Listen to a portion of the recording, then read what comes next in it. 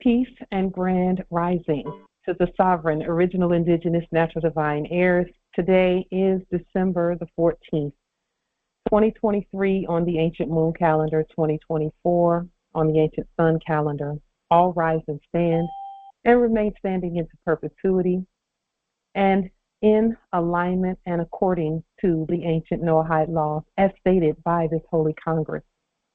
This is a sovereign living ancient Article 3, Moorish American, Al-Moroccan, Universal Court Action. We are the divine, sovereign living justices, and Ego Sum Pauline Denise Ritchie. My free chosen sovereign appellation is Light Tajiri Bay.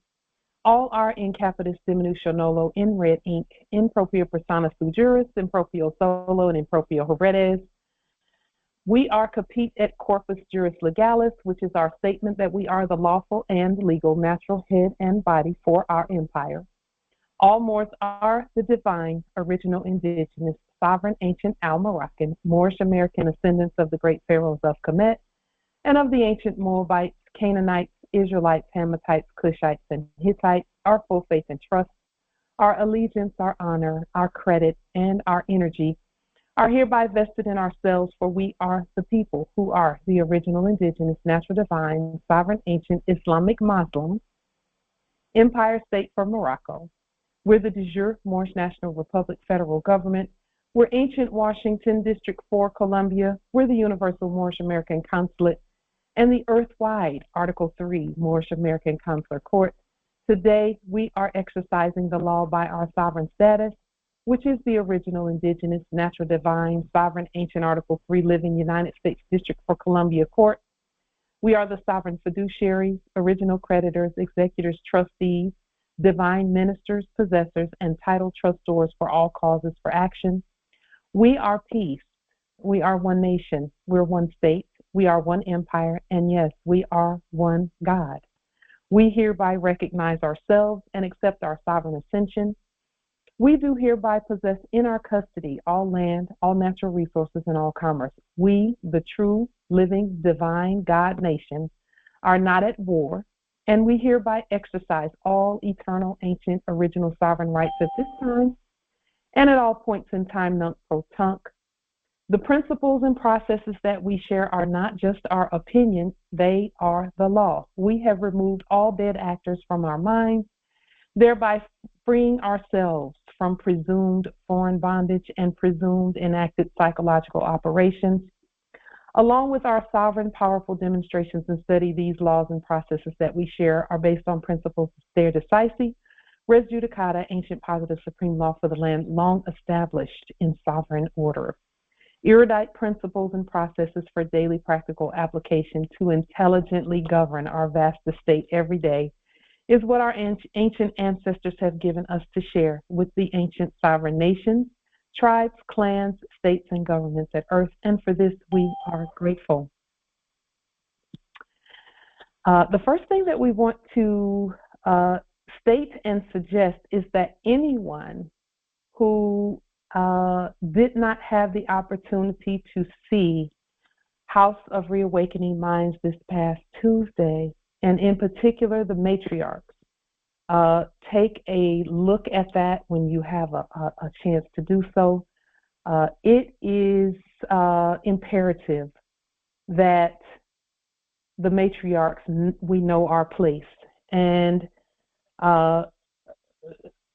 that particular program, if someone has the link, if you could put the link to that in the chat, that would assist us. If you could, the link to House of Reawakening Minds this past Tuesday. The Empresses, in fact, I'll go ahead and put it in there myself, because it was an affirmation of the things that we've been stating already.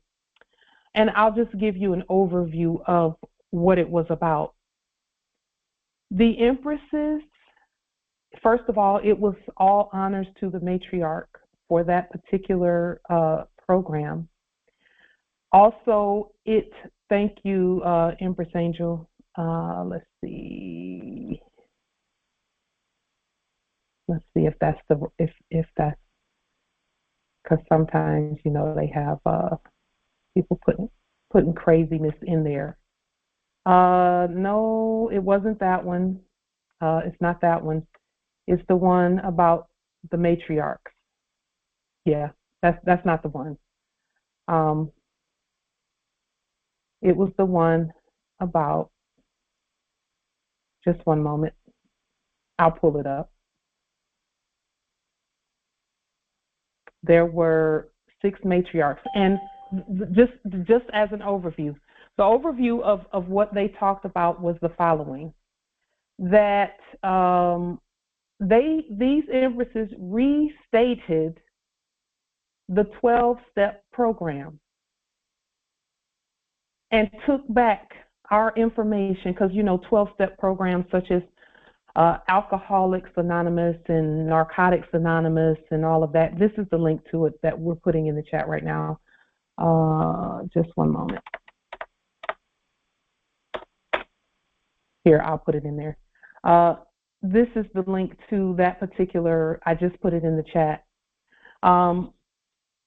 These empresses just restated the 12-step program and brought it right back to where it started. And one of the empresses stated that Bill W., who, for those who've been through things like Alcoholics Anonymous, Narcotics Anonymous, or who studied that in their psychological, studies from the last era, Bill W. was the one who claimed to have started the programs of Alcoholics Anonymous and so on and so forth. And one of the empresses on the program stated that Bill W. was actually at ancient Egypt and started that at ancient Egypt, which is here at America. And that particular program did bliss us, because the matriarchs, we know who we are. All across the land, the matriarchs are awakening to who we really are. And that does not by any means take away from our sons, because we love them.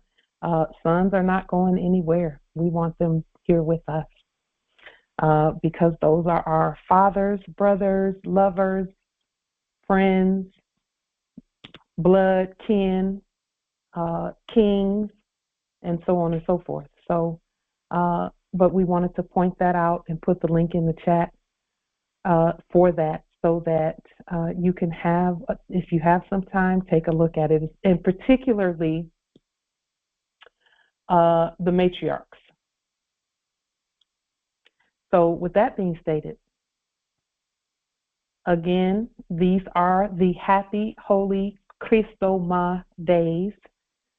I'm going to go ahead and share my screen for that as well. We want to take this time and every moment that we have to honor the matriarch. Honor, honor, honor the matriarch. All matriarchs are to be honored at all times. That means without fail. That means at all times. Never are matriarchs to be dishonored. And for some that's basic and 101, but for others, now you know. And that's all matriarchs, everyone. With that being stated, December 21st is coming up in just 7 days, and we're very excited about that. Even though we will be keeping it low key, we're actually going to be doing some things in preparation for our commerce to go all the way up. Listen, the ancestors have given us the keys to the commerce piece, and gold, silver, and more sovereign dollarium is the key. They've even given us a way to assist every one of our brothers and sisters who are coming out of the POW camps, where they don't need one red cent. All they have to do is show up and be themselves.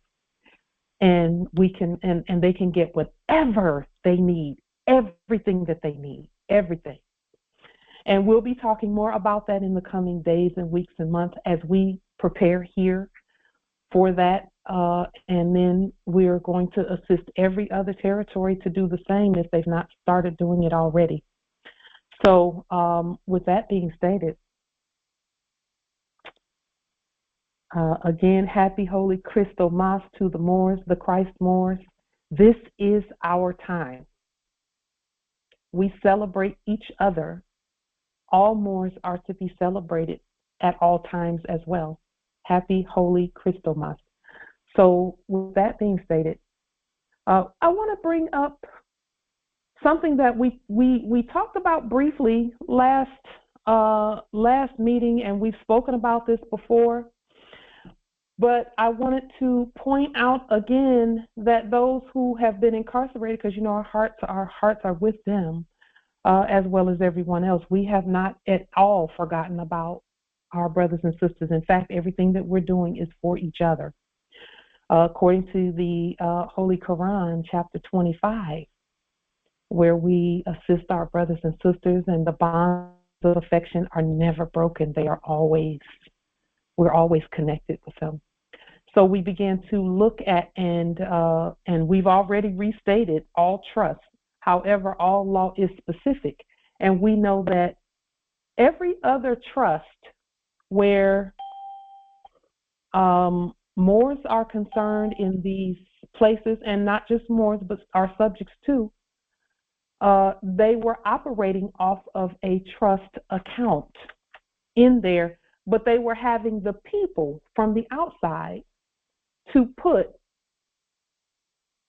fiat into those custody trust accounts, and of which they would take their interest out and then give the remainder to the heirs who were incarcerated to use.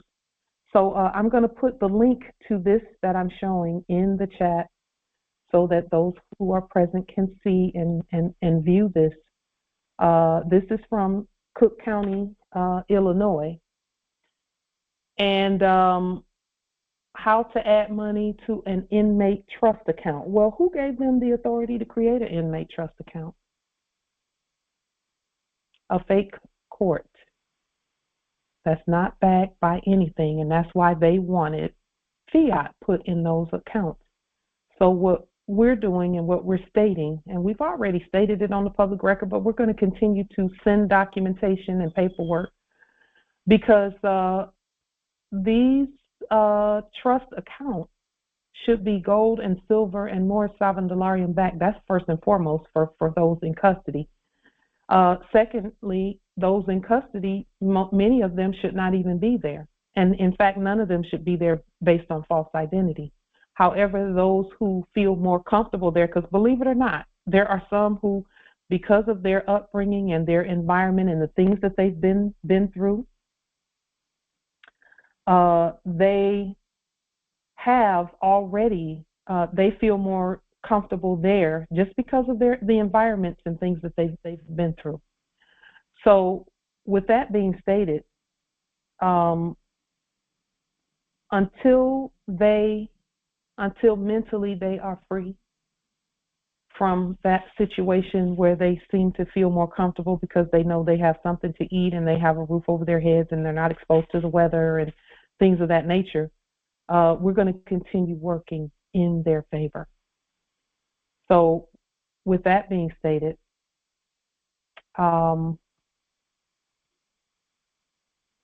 these individual, the reason they call them an individual in custody trust account is because what they're saying is that they are not the state. Anytime you see them use the word individual, that they're stating that whoever it is that uses that is not the state. Well, we know all Moors are the state. All Moors are the government. All Moors are in trust with us and not with any foreign alien.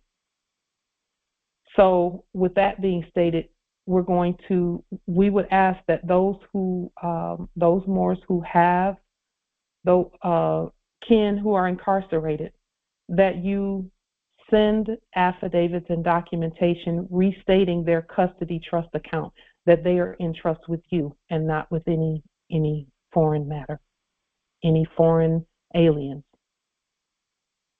okay? And that includes our subjects as well. And then we can, I would encourage you, if you have gold and silver or more sovereign dollarium, to send it just as a statement. And again, you're still putting into their trust, okay? You're still putting it in their trust. However, there may be somewhat of a delay in the trust recognizing what you're doing. But that's because the documentation has to be done by the court, which is us, and then all other fake courts must be properly identified as subjects in the office of, so that they become real courts. Okay? Proper statement of this particular demonstration is the key. And here's the thing, as we continue to proclaim and claim the domiciles, the conveyances, the buildings, and things of that nature, we're going to continue. Didn't mean to do that. Apologies. Let me just remove that from just a moment. As we continue to do what we're doing, as we all know, these things these demonstrations that we're stating and doing, it's causing changes to happen all the way across the board. Those are systemic changes. And whenever you're righting a ship, when the ship is being righted and sent out, it's not an overnight situation. However, we know that everything that we're doing works. We know that. How do we know that? Let me just answer that one, because that question comes up a lot about whether something works or not. So let's talk about that briefly.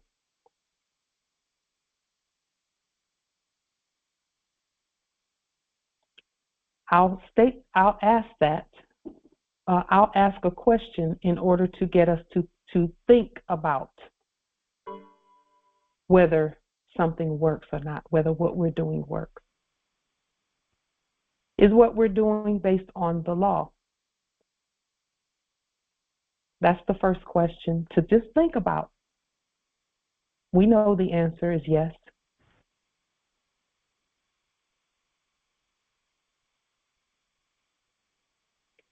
The second question is the law in our favor? Have we put the law in our favor? The answer to that is yes.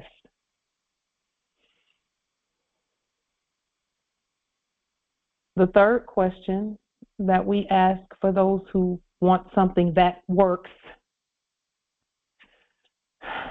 because it can be a little bit frustrating to hear that, knowing that the law is the law. Does the law work? Well, that depends on whether we work, because we're the law. It works when we work.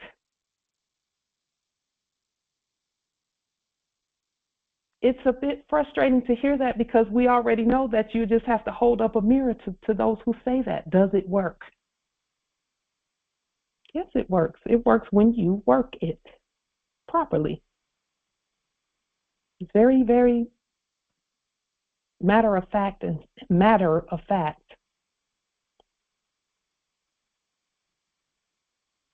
So now, speaking of what works, we do have our document that we're going to continue working on today and restating. However, for those, because this came up in the last Congress as well, someone mentioned something, I think, about foreclosures. For those who are demonstrating their sovereign status regarding the enactment of a foreclosure, we have a suggestion for you. And this is divinely inspired, of course, as are all that we state. We suggest that you sell everything. Sell everything to the living United States, because in reality it belongs to the people anyway. Everything belongs to us. We have the titles to everything. But we suggest that you, as fiduciary for the United States, sell the property to the United States for America. For gold and silver, more sovereign dollarium, of course. And when you sell it properly, notify everyone that it's been sold and that any actions they have to deal with the people regarding those actions, such as an enactment of foreclosure or an enactment of repossession and things of that nature. Make sure that the addresses are properly stated. We suggest that you sell it to the United States for America. And then notify that it's been sold for gold and silver. That is yet another demonstration that can be done regarding an enactment of foreclosure. And then create the title. Create first a allodial title by the government, which is you. Allodial titles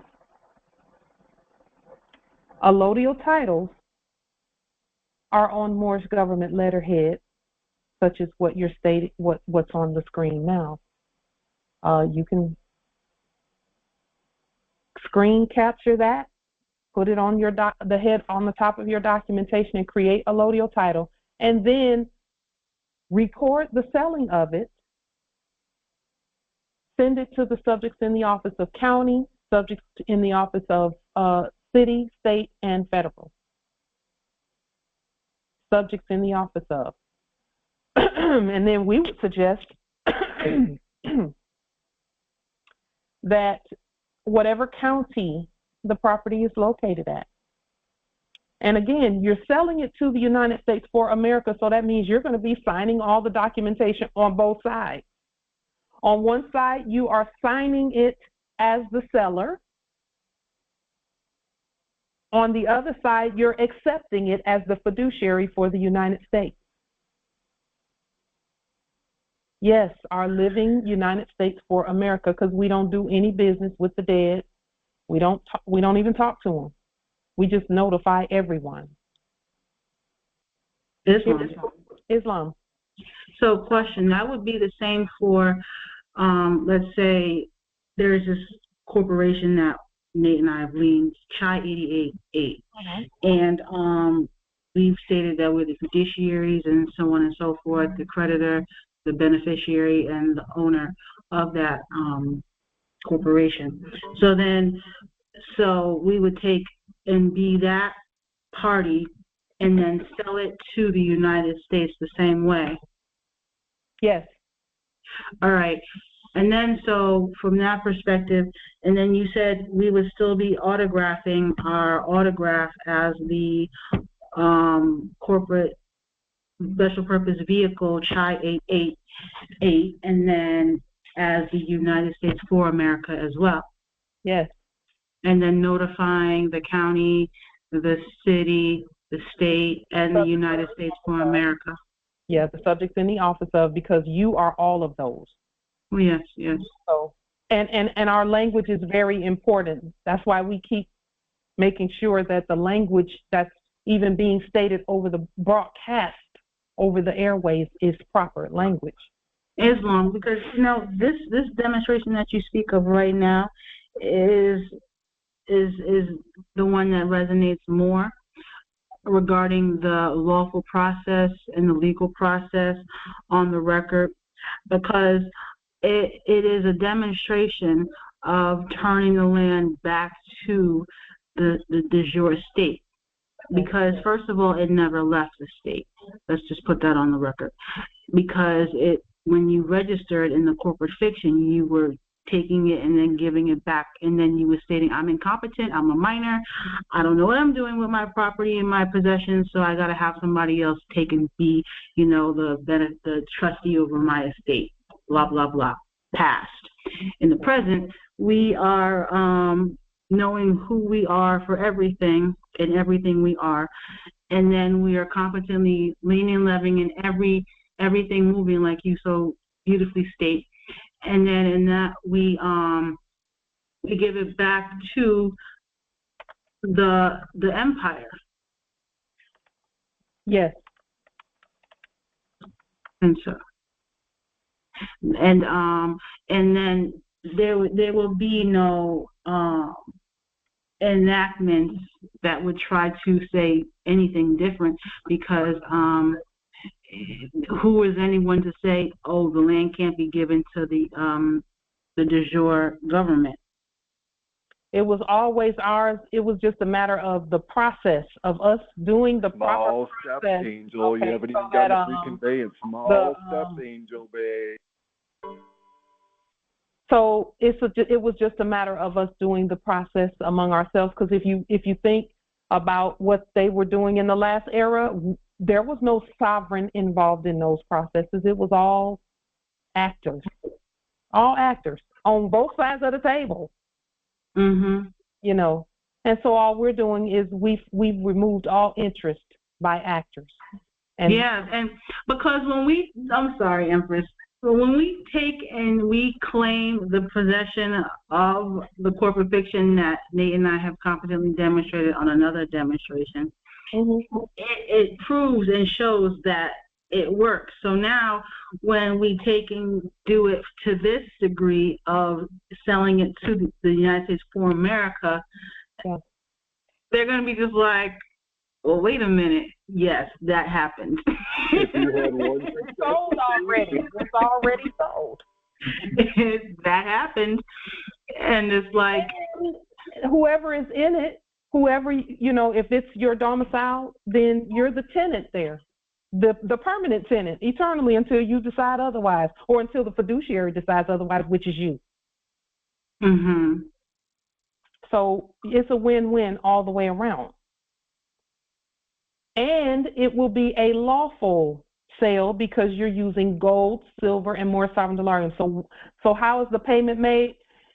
The seller is holding a silver coin in one hand, and then he turns it over and you put it in your other hand, and now you're the fiduciary receiving the money for the sale, or vice versa, however you choose to do it. Oh my goodness, you made that statement. That reminds me of when we graduate. We move your tassel from one side to the next, and that means you've gone from one degree to the next. Yes, absolutely. So that's a great analogy, Empress. That's great. Islam gratitude. Yeah. And that's all we're doing is taking it from one hand to the other. Because, see, remember they used to use that statement, they used to say the right hand doesn't know what the left hand is doing. Well, we do. Mm-hmm. We know what both hands are doing. Mm-hmm. And so you're sitting on one side of the table, that's the seller, and then you go, and some people will say, that's just insane. No, it's sound, actually. Because there are no frauds at the table. There's no frauds at the table. Everybody's real. Yes. And that what you just stated about seeming insane, like we could go for hours on that. Seemingly what was insane or crazy or delusional wound up being true, because they said this truth is stranger than fiction. And so oh my goodness, that movie, I mean, what is it, Leave the World Behind? I don't know if anyone has seen that one yet, but it is a pay attention to the signs and the sigils type of a movie. And it has no real plot to it. And Nate and I, we watched it. And I was calling out the things that were in that movie as signs and sigils as the corporate fiction is over. And it really is a good movie to watch. I highly suggest people watch that, because they use the more to demonstrate the narrative of how much is over. Yeah. And then there was deer everywhere. There was deer so-called at the Statue of Liberty. There was deer being seen and spotted in the most unusual random places, and they weren't the regular deer that I grew up seeing in the country. It was like if anyone's seen the show Shadow and Bone on Netflix, it has the antlers, and it was the big and husky deer, and it's more like an ancestral animal, and they had those everywhere, but they were the brown ones. It wasn't the white ones, and so, but it's just, to me, I see that as the sign of, first of all, they were in the movie as well.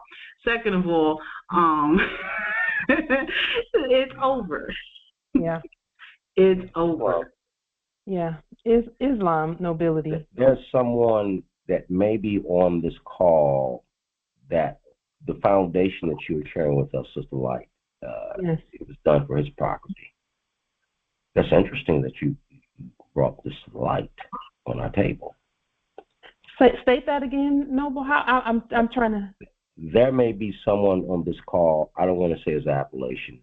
Mm-hmm. He would probably have to step forward. We did this process that you're speaking of, this demonstration, months ago Mm-hmm. In our circle, and Yeah. it worked. Yeah. It does work. So I'm going to yield the floor and let you continue your foundation of this Yeah. information, because we all need this. We Islam. talked about it. Thank you, Noble Howard. Thank you, Islam. And Noble Howard, our ancestors they know what they're doing. We have to trust that they know through us. Of course, they're working through us. These are the ancestors' hands, the ancestors' mouth, the ancestors. We are all the ancestors returned. So I'm grateful. We had mentioned this before. We also mentioned that when we first voted to approve the United States for America, even as a company that we use, it's a special purpose vehicle, financial special purpose vehicle.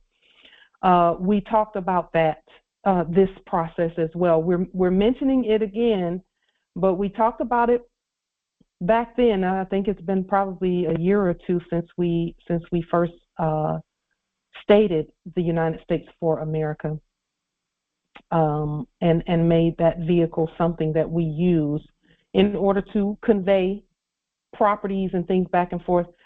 I will say this about the properties, because this is something that just blew my mind. It didn't blow it; it expanded it. It doesn't matter who from the last era was claiming to own something. We can move and convey all property. It's already moved and conveyed to us. We don't have but now we're getting specific with the addresses of that property, because our addresses are in trust.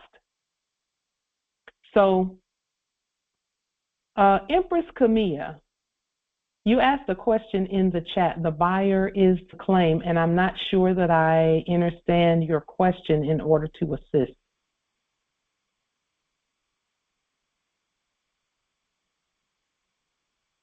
But I will, I'll spell out on the screen during this holy day season. We want to make sure that we put everything up here. But I will spell out in the such as reversion. It is by these processes that the reversion happens, because we can state the reversion all day, every day. However, competence at the legal process of reversion is the point. So here's my, this is how this will look. For example, Pauline owns a home.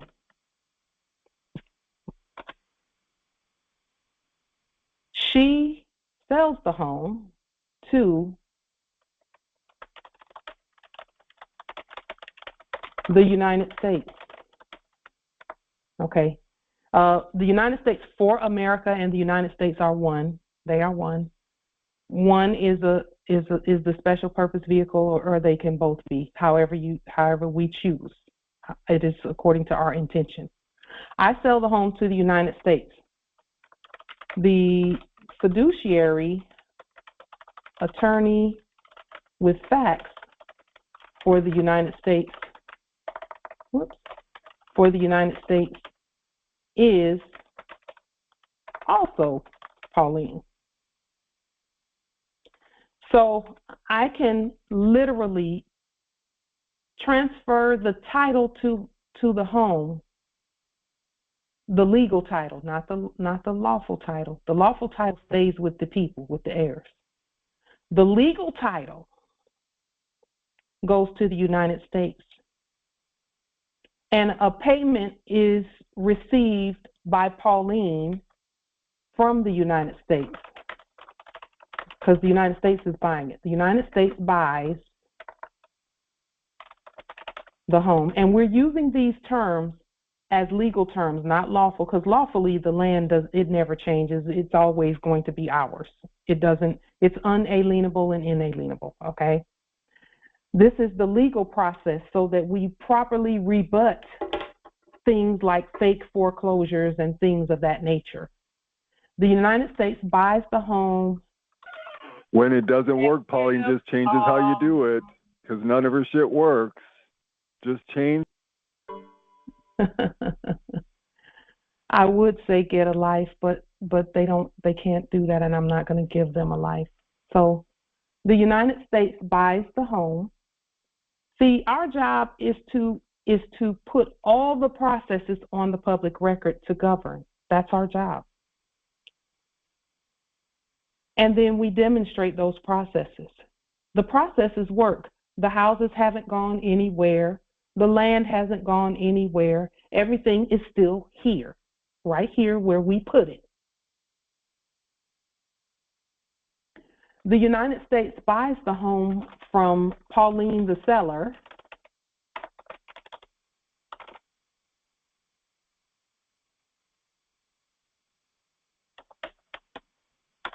Pauline the fiduciary pays Pauline the seller.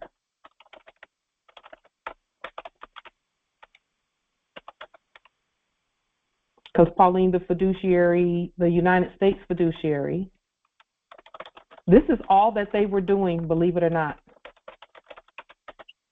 Islam. Yes, Islam. Would there be a special bond for this process, or would the bond look different, or would it be the same? It would be a bond for the sale of the home. Because see, for every exchange that we do, we must create a bond for it. Yes, that's why I'm asking, what would it look like? That bond can be a legal bond. See, the lawful bonds are the 9 to 12-page bonds that we've been studying. The legal bond can be a 1-page document, a United States Treasury bond.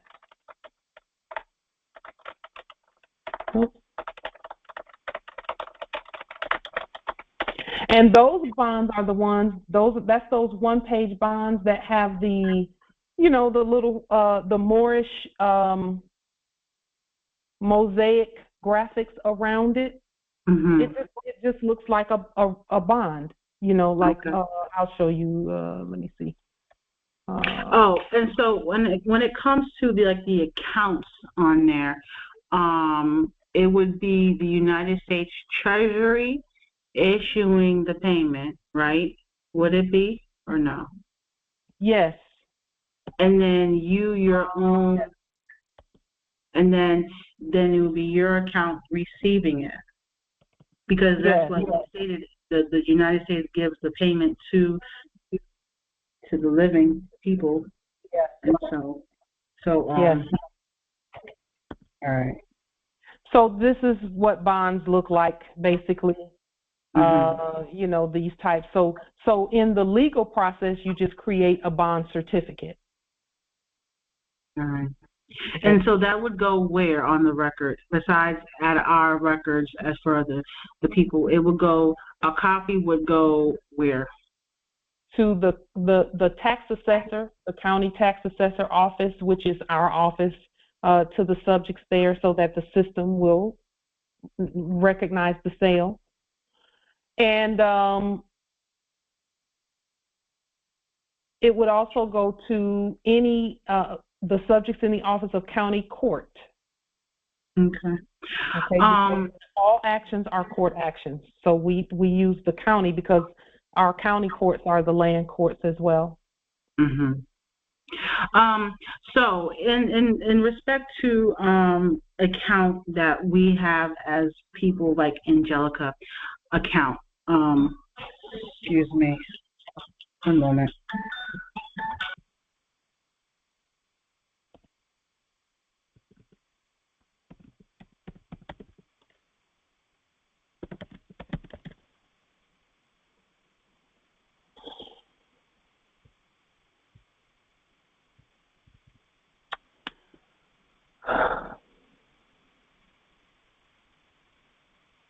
Justice Harold, that's a great question. We'll explore that. Pardon self, I'm sorry, that was my baby sister calling me. I haven't seen her in a while. But so my question was, if I may, about the accounts, that if we don't have one particularly established as far as beyond our Google Sheets, because would it be the Google Sheets account that would be receiving this transaction? Yes. Okay, so then we don't need to have.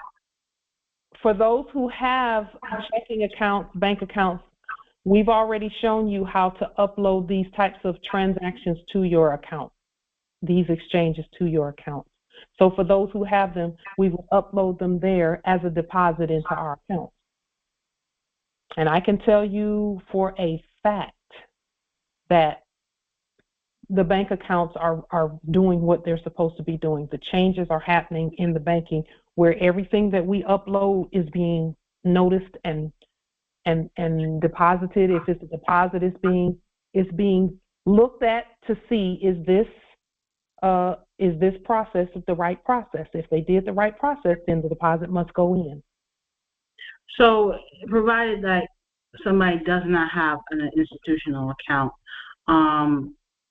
would it be a more difficult task of that? No, because then you would use the accounts that you've created, because that's also a part of banking, is your records reflecting what has been done, and then you move the more sovereign dolarium back and forth to wherever it is to go. Now, let me say this about that.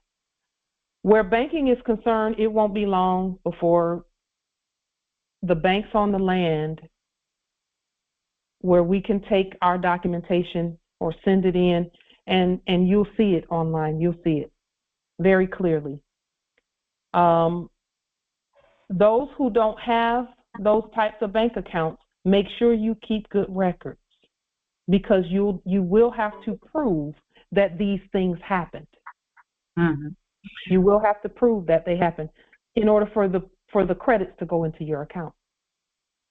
So it would essentially then behoove people like myself to actually go finish that demonstration, because as far as the bond that I had did for my sovereign security number and my appellation, that paperwork has been out, and then the account numbers and such has been, lien levied and all that stuff. So I just would have to then finish that process with the notifying the institution, as it were, and just have that established. Have it established. In other words, prepare. I cannot stress that enough. Prepare. The reason we're stating to prepare is that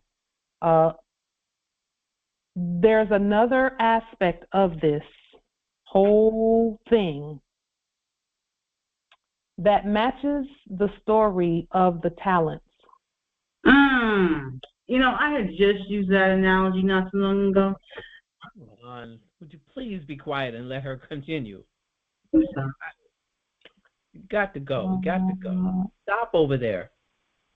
No. Okay. Oh, excuse So- me, everyone. I'm talking to somebody else in the background. Forgive me, people. I didn't know my mic. Islam. It is. I'll say this about this whole process because this is about the uplifting of all of fallen humanity. And the ancestors are showing this. This is going to be important as we move through the next few phases. There are those of us who in the last era did well in terms of governing even the fiat piece, of governing the fiat.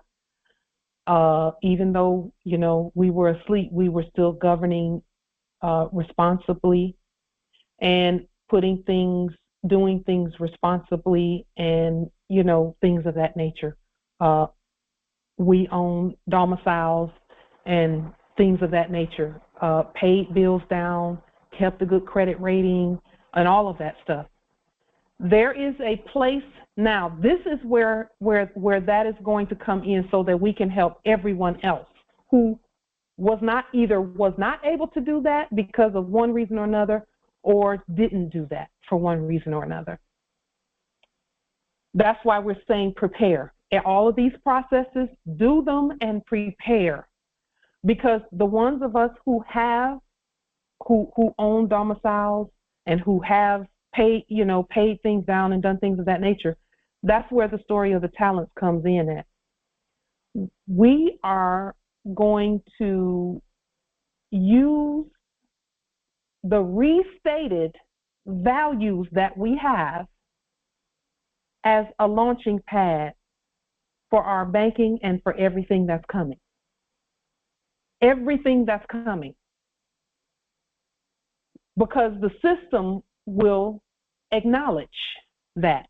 So, for example, if you have a domicile, and that's why we say sell the domicile to the United States, and then if there's any equity or any payment that comes to you or anything of that nature, HELOCs, which those who bought homes, you know about, like a home equity line of credit and all of that.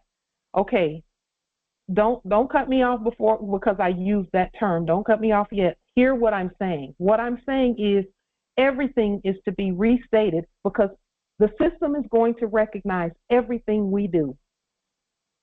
And that's going to be the launch pad. Those who were good stewards from the last era, your talents and the things that you got in the last era is going to be the launching pad for our system to acknowledge everything else.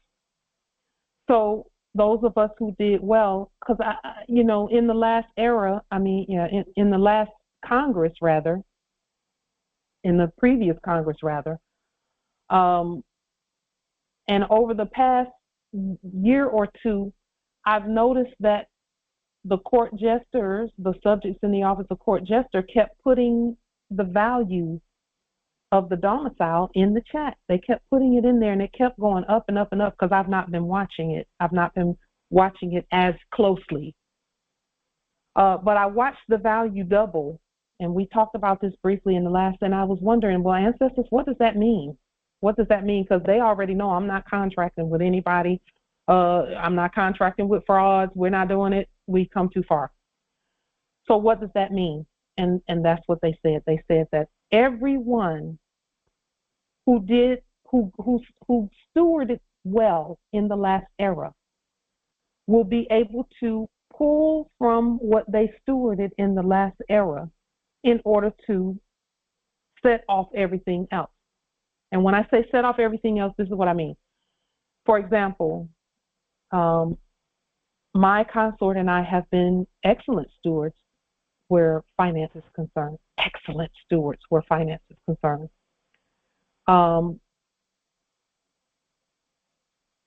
We're going to be able to restate those values that we have and those values that we see in order to, there's an idea, there's a vision. It's not an idea, it's a vision that the ancestors have given us about how to get how to assist our brothers and sisters and get everything more sovereign delarium, gold and silver going.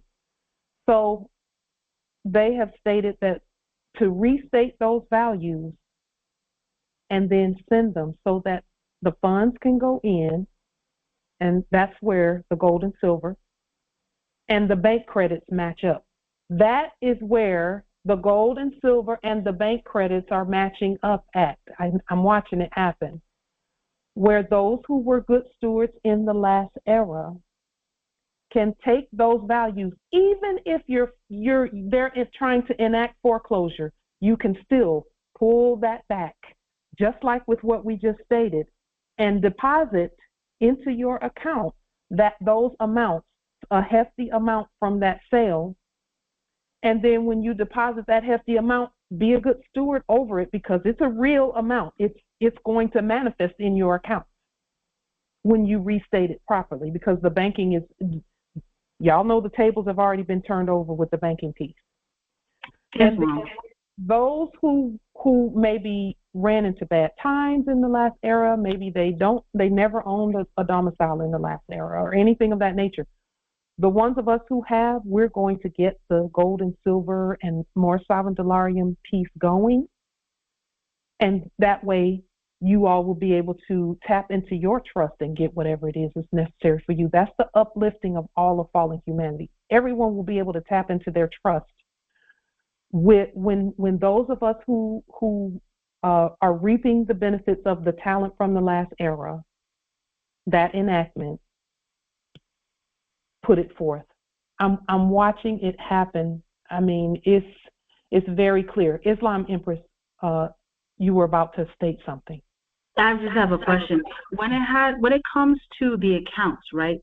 Now that is vivid in my mind, and most people who have just heard your eloquent statement. So the account, should we have two? Because I remember you opened and you demonstrated your account, and it states the United States Treasury. Yes. Right. So is it important to have more than one when it comes to for the process of the account? Because you have one that states United States Treasury, and then should you have one that states United States Treasury Pauline Denise Ritchie as well, or should it just be all United States Treasury?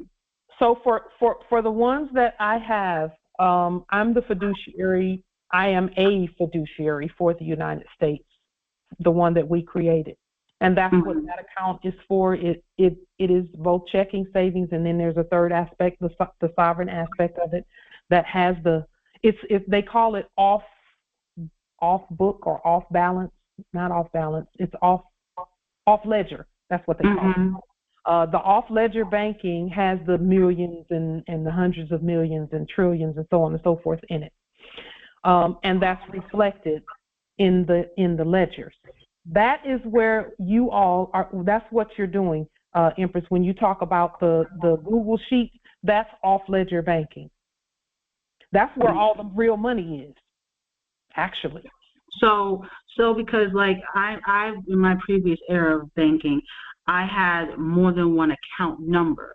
I have my appellation being on both accounts, but I have one account number, let's say from my so-called private, and then I had another one for business. Let the spirit lead you. Let the spirit lead you on that.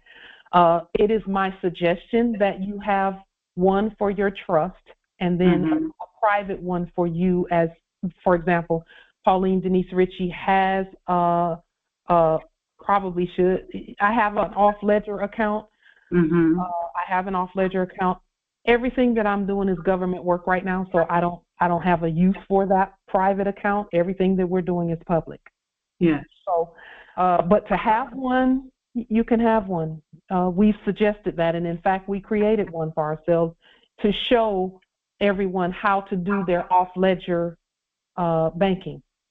And then off-ledger moves to on-ledger with the whole money system, the changes that we've made. That's how off-ledger starts moving into on-ledger, is when you take it from your private trust and then you put it up for an investment or a public whatever you're going to do, starting a business or, you know, whatever.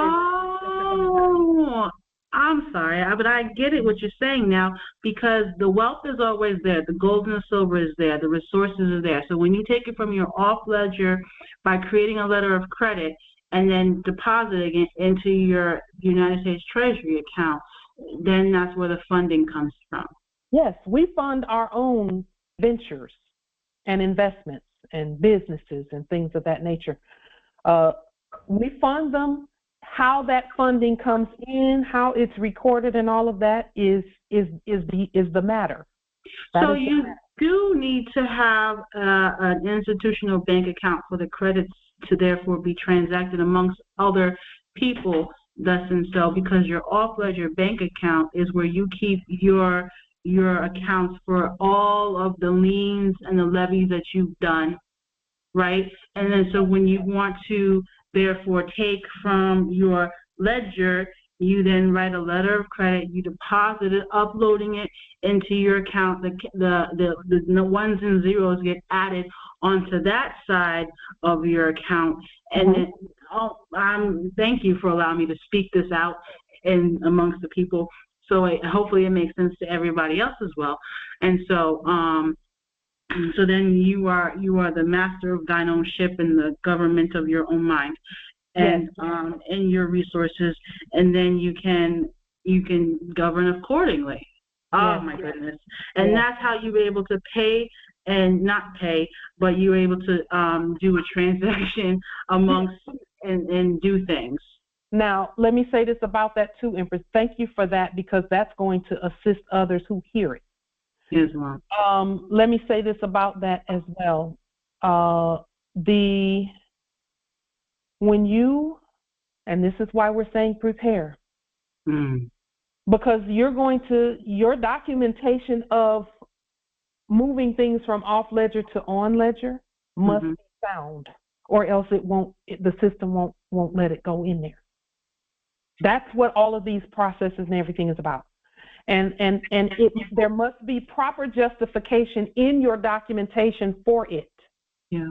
In other words, the system is not going to acknowledge a $100 trillion deposit from someone who you don't have a justification for it. You don't know what you're going to do with it. You don't have a business plan. You don't have anything. You just want 100 million because you want 100 million. There must be a workable business plan for the system, and the system it'll ring that thing up. Right, like for myself, who was unlawfully terminated during the enactment of COVID, and oh my goodness, on the day that I did the lien levy and the bond, and I did my court action, I did my records, I did the lawful payments according to the Constitution, I did all of that record keeping and judicial banking and all that stuff. So now it just comes to the off ledger banking, to the on ledger, because I have the evidence that I was injured during that process. And however, let me say this too, Empress, and you know this already. I'm just saying this for those who are listening. You must put the right person in there, because the court's person can't collect anything, but the right person can. Yes. So everyone who's been through anything. For example, remember when I did the 100 million because Federal Way wrongfully did, quote unquote, City of Federal Way enacted wrongfully arresting and all of that, and we proved who we were because we stood, and they had to let us, out. We didn't capitulate, so we have proof. that the 100 million is valid. Well, the 100 million is it's off ledger right now. It's off ledger. It's in the account, but it's off ledger. So at any time, I can pull from that with proper justification. I can pull, let's say, 3 million from that, or to start something, or get a business going, or do something. But I have to have a business plan that lays out where everything is going. The business plan must be sound, and all of that. So that's going to assist us with our skill sets to show to our heirs and their heirs and their heirs and their heirs about money, and about what we do with it and how we use it wisely and how we don't waste it. Just because we have 100 million off ledger does not mean we can waste what's on ledger. Yes, Mom. And then when you state about the business plan, it'll automatically be approved because we state it is. Because it's competently. Automatically, it's not automatic if it's not competent. That part. Yeah. But we've been proving that. Every demonstration, all the demonstrations that all of us have done, we've been proving that the system recognizes that which is competent. And honorable, with good intention. Yes. That part. Yes. And so those who have not ever owned a domicile, get ready, because there's first-time buyer things that are happening. And listen, everyone already has, no matter what, you have 100 million off ledger. You got to get it on ledger. And I'll say this too, that we're here to, of course, assist one another with these processes. Because see, the process of getting it onto the ledger, we get to state what that process is. We've already done it many times. We've stated, this is the process, this is how this is done. So, I'm sorry, because when you say about, man, you know me. You're inspired. I'm glad you're inspired. Yes, because the bond, the United States Treasury bond, and when we did that process previously about the restating of our birth bonds, and then putting the 100 million and with all the seals and such, that is the one that we upload onto the on ledger for our credits for the 100 million. Ding, ding. You upload it, but the system is going to then say, okay, what are you going to do with these talents? That part. You're going to bury them, squander them, or multiply them. That part. Now, I'll say this about that also.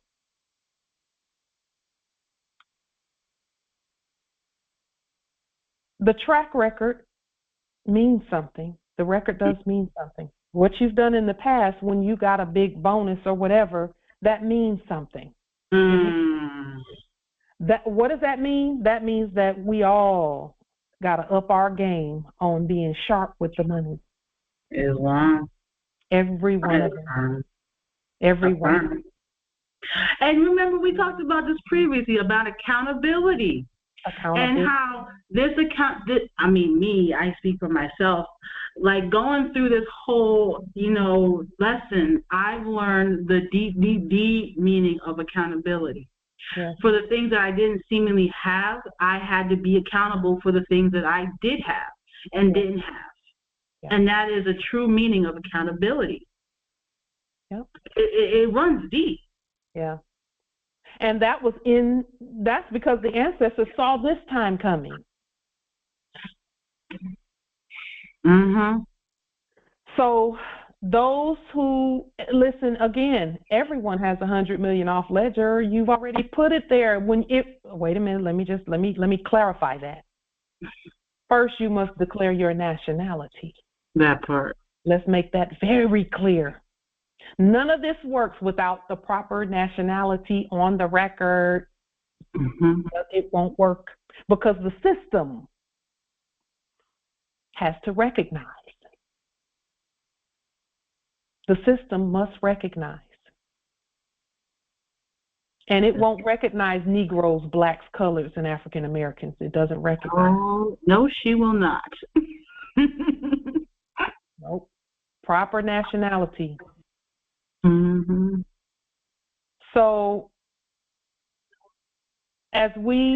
those who you could have been homeless in the last era, you still got 100 million on the record, but now you must do the study to get it on ledger. Do the study. If you're going to start a business, lay out the business plan so that the system recognizes and cha-ching, and then get started. Get ready, get ready, get ready. That is our spell that we cast broadly.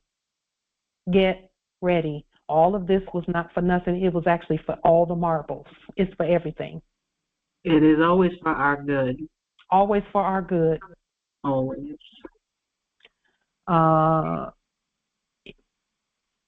Now, are there any other questions, comments, wisdom thus far on anything that we've stated thus far? Yes. Islam. Noble Phoenix, and then Empress Cynthia, Islam. Okay. It's only because I heard his voice first. He said Islam first, and then I heard yours, Empress Cynthia. That's the only reason I said that, because he no Islam. problem. Islam.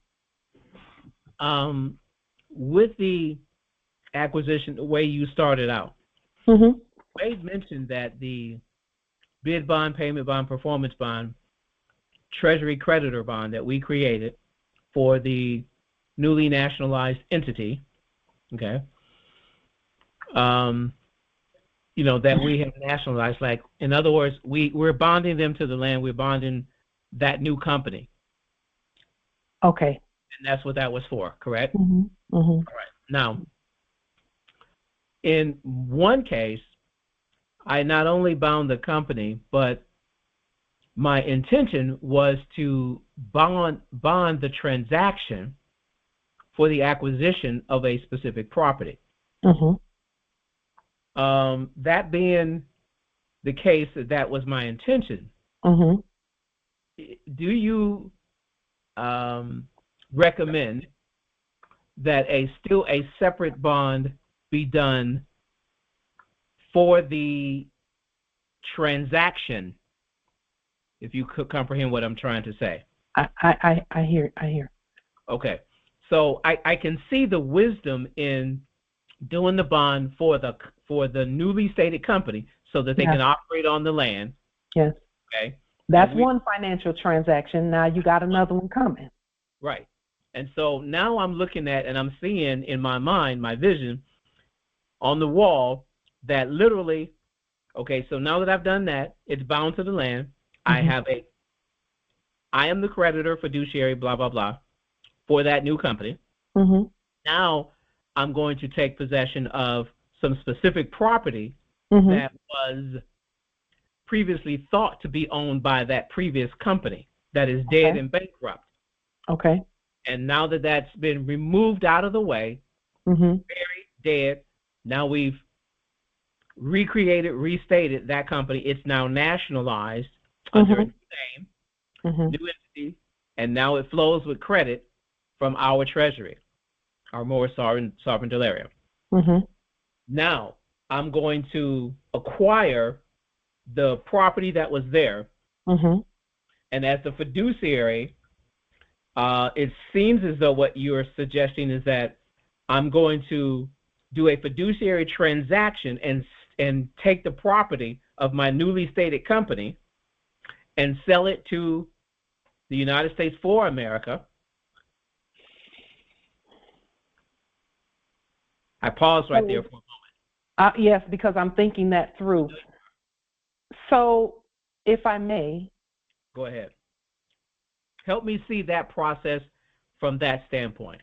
Okay, we're gonna help each other with that. Yes. So we need to talk this out. Yes. So where did you get the property from initially? That's the first question. And you said that you got it when you nationalized that company, right? Because and let me give you the reasoning. The mm-hmm. reason is it's a liquidation because they're bankrupt. And the creditors have the right to do what? Liquidate, sell, keep, claim, all of that. All property, any inventory that they previously claimed, now the creditor has the top claim. Okay. Okay. Who is that creditor? That's my question. I am. We are. When you say I am, what is the or name of the creditor? And in a legal sense, we know that we're all the creditors lawfully, but now we're talking legalities. Okay. Who is the creditor to the debt legally?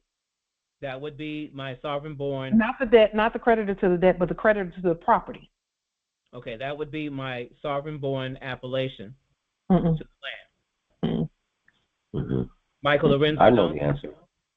I know the answer. No, Michael Lorenzo, is the universal creditor to all land, all natural resources, all commerce, but that's not legally.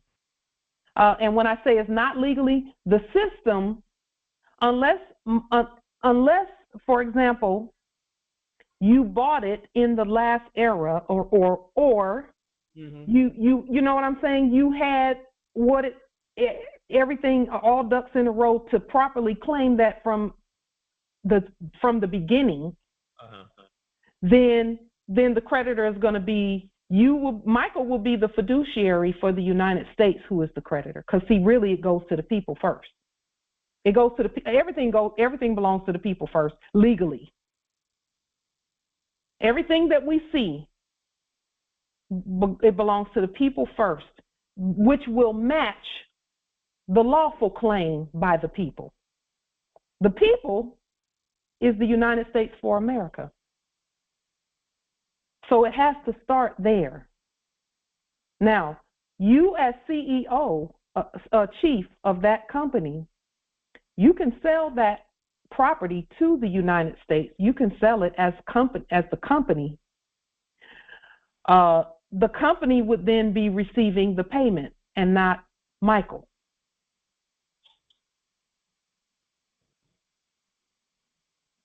See, what we're talking about now is the difference between a domicile and a business.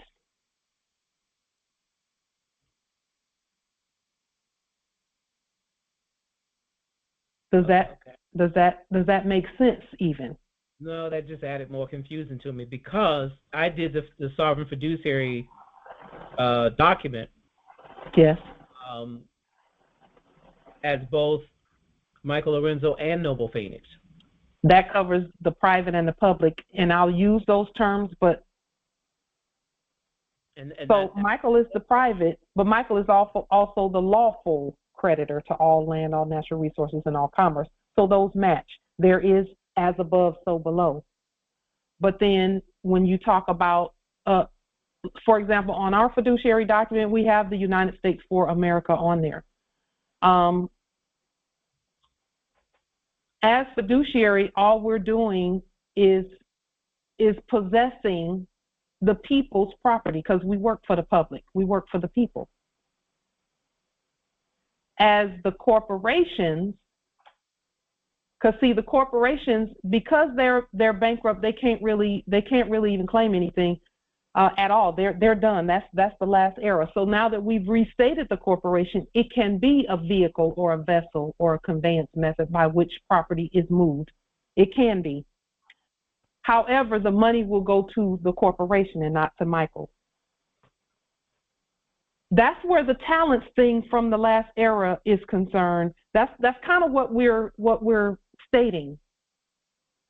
We started talking about a domicile and how Pauline can reap the benefits of selling the domicile to the United States, because from the last era, that is what happened in the last era. We're using our financial system as a launching pad. Okay. Now, if you're CEO, again, you can take a salary as CEO if you choose to do it that way. But the sale of things back and forth,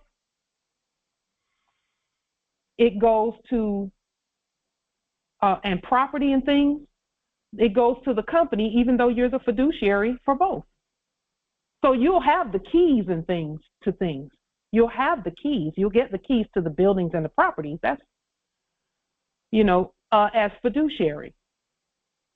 Okay, so what I'm working to distinguish in my mindset Mm-hmm. is the transaction when I am buying, when I want to acquire a domicile, Yes. but the present person holding the legal deed to the property from the old heir that I'm acquiring the property from, okay? And I want to do the transaction as fiduciary, as whatever I need to do, whatever I need to be to accomplish this. You actually have to know that beforehand. You must know whether you're doing it as a fiduciary or whether you're doing it as owner or tenant or whatever. And when we say tenant, again, we make ourselves the permanent tenant. And when we say ourselves, we're just talking about names here that we own, that we tell them what to do. That's a personal. Is the transaction a private one or is it a public one? If it has to do with corporations and CEOs and things of that nature, that's different. So you're talking about two different things here, really. Right, because I'm doing both transactions. I'm doing one that involves a private, and I'm doing one that involves a public company. That is what we're hearing. That is what we're hearing. So that's why I'm needing to, in my mindset, mm-hmm. correctly distinguish what those two transactions should look like through the process you're stating right here. Now, the part that I was leaving out was selling something to the United States for America and how that played a role in the transactions that I'm trying to do, that I'm attempting to finish. So for our clarification, please pick one or the other scenario. Is it going to be where you're getting a domicile, or is it going to be where you're CEO and something else is going on? Let's start with the domicile, because that's the most important piece right now. Okay. So where domiciles are concerned, if you don't have a domicile currently, see, while you're thinking there, the reason I bring it out is because the scenario you just put up here on the board, Pauline owns the home, sells the home. No, that's not the case. Right. You're starting from not owning a domicile to getting a domicile. Correct. Okay. So that's what I need to see, how this transaction, how this flow needs to move so that the system will recognize what I'm trying to do, what I'm working to complete, not trying, working to complete. Ancestors assist me with the explanation, because I've got two scenarios here. I've got two, not scenarios, but two processes here. Mm-hmm. We know the answers. There are several. Okay, we want to state the best one, or the one that is. Which do you prefer? The one that is quicker, or the one that is systemically? Well, let me add one other factor in. Of course. In the state of Florida, because there's always some complications. Of course. So let me throw that in now. So the twist and turn is that from the old era, and the person that the subject that I'm dealing with only understands business, real estate business, and he's been the owner of, or the claimed owner of, several hundred properties. And senior now, then sold off all of them. This is one of his last two properties. So he's familiar with the real estate transaction process from the old era. I'm bringing in a whole new system because I'm not going through a traditional finance structure. I'm going directly to our treasury. That's a finance structure. That's traditional. It's very ordinary. So from his standpoint, because from his point of view, okay, and you got to speak in a language that those you're trying to do business with will comprehend, not being dogmatic, say, well, I am and I am this and I'm that. No, that doesn't solve anything. That doesn't work. And it doesn't come across well. They think you're trying to cheat them out of their whatever, okay? That's so funny. Okay, go ahead. It's funny, actually, it is. But I understand that. Now, the problem is here, the challenge here in Florida is that all real estate transactions must have a closing title agency. But that's from the old era. That's from the old era. Now, we're in a new system. We don't really have to use them to close on a property.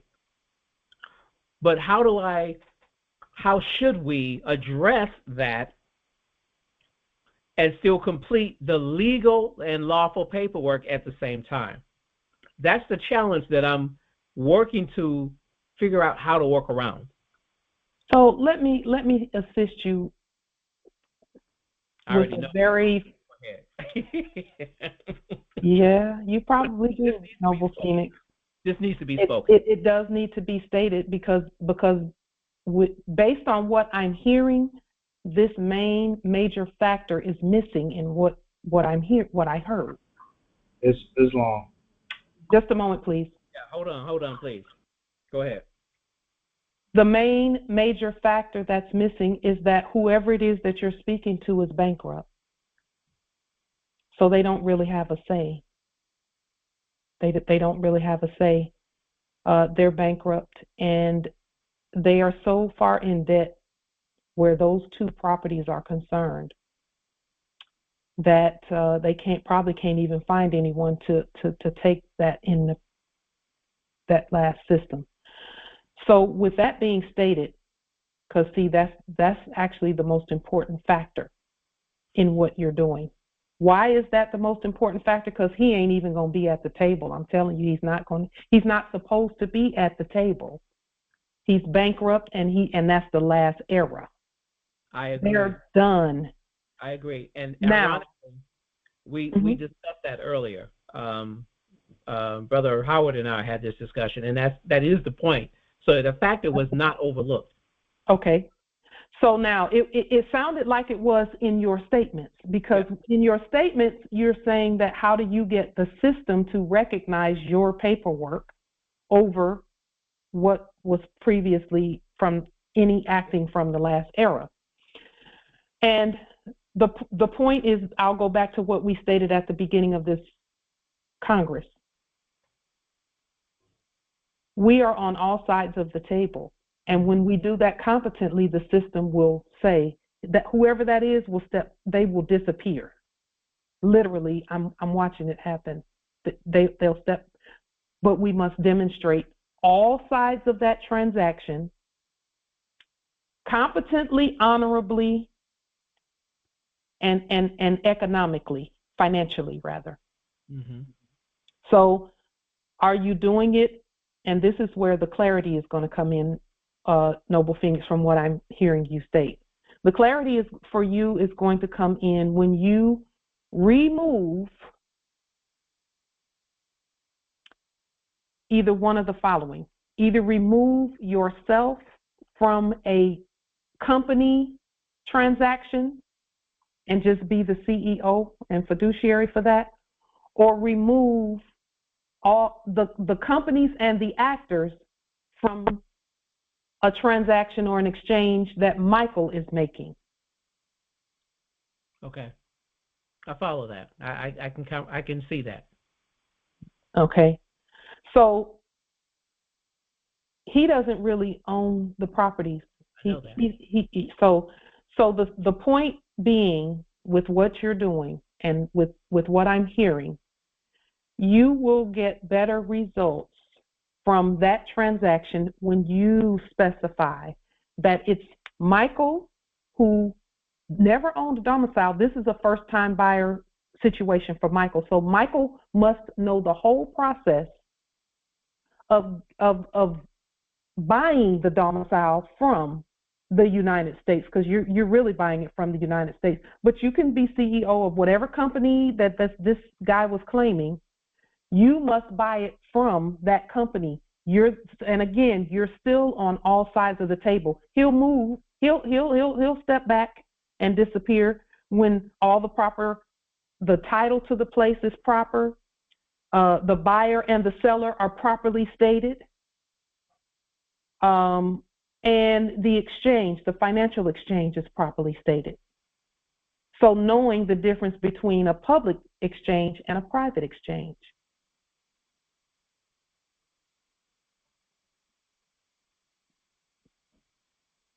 Will that mean that you might have to edit some of your documents? Probably, from what I'm hearing, probably. You're still the CEO of the company. What will it look like? You will find a first-time buyer program and restate it, and then do what it says.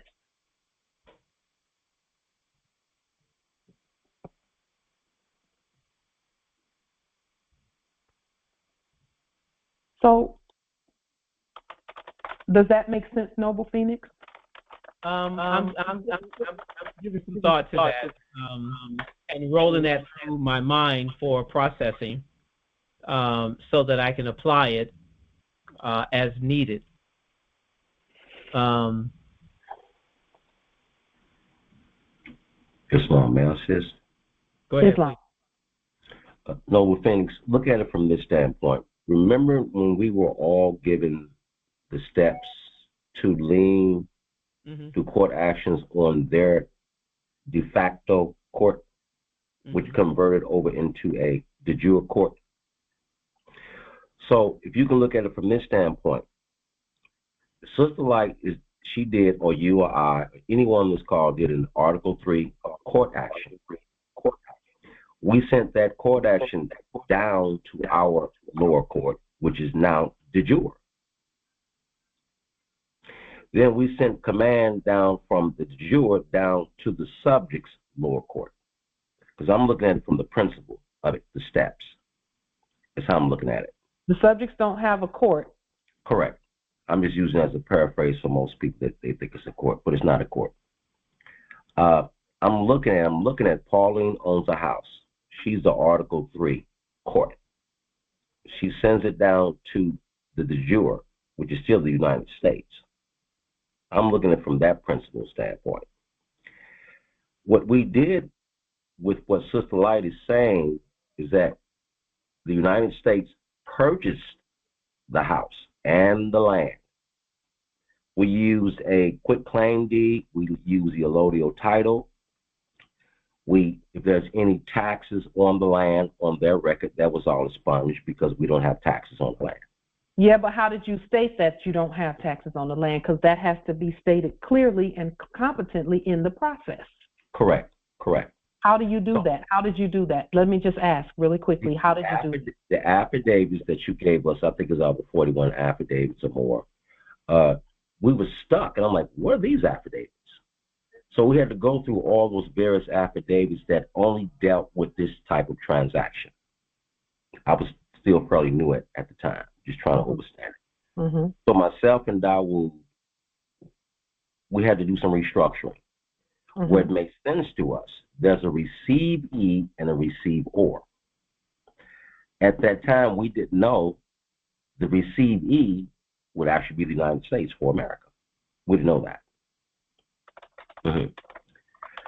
Selling the property over to the United States for America.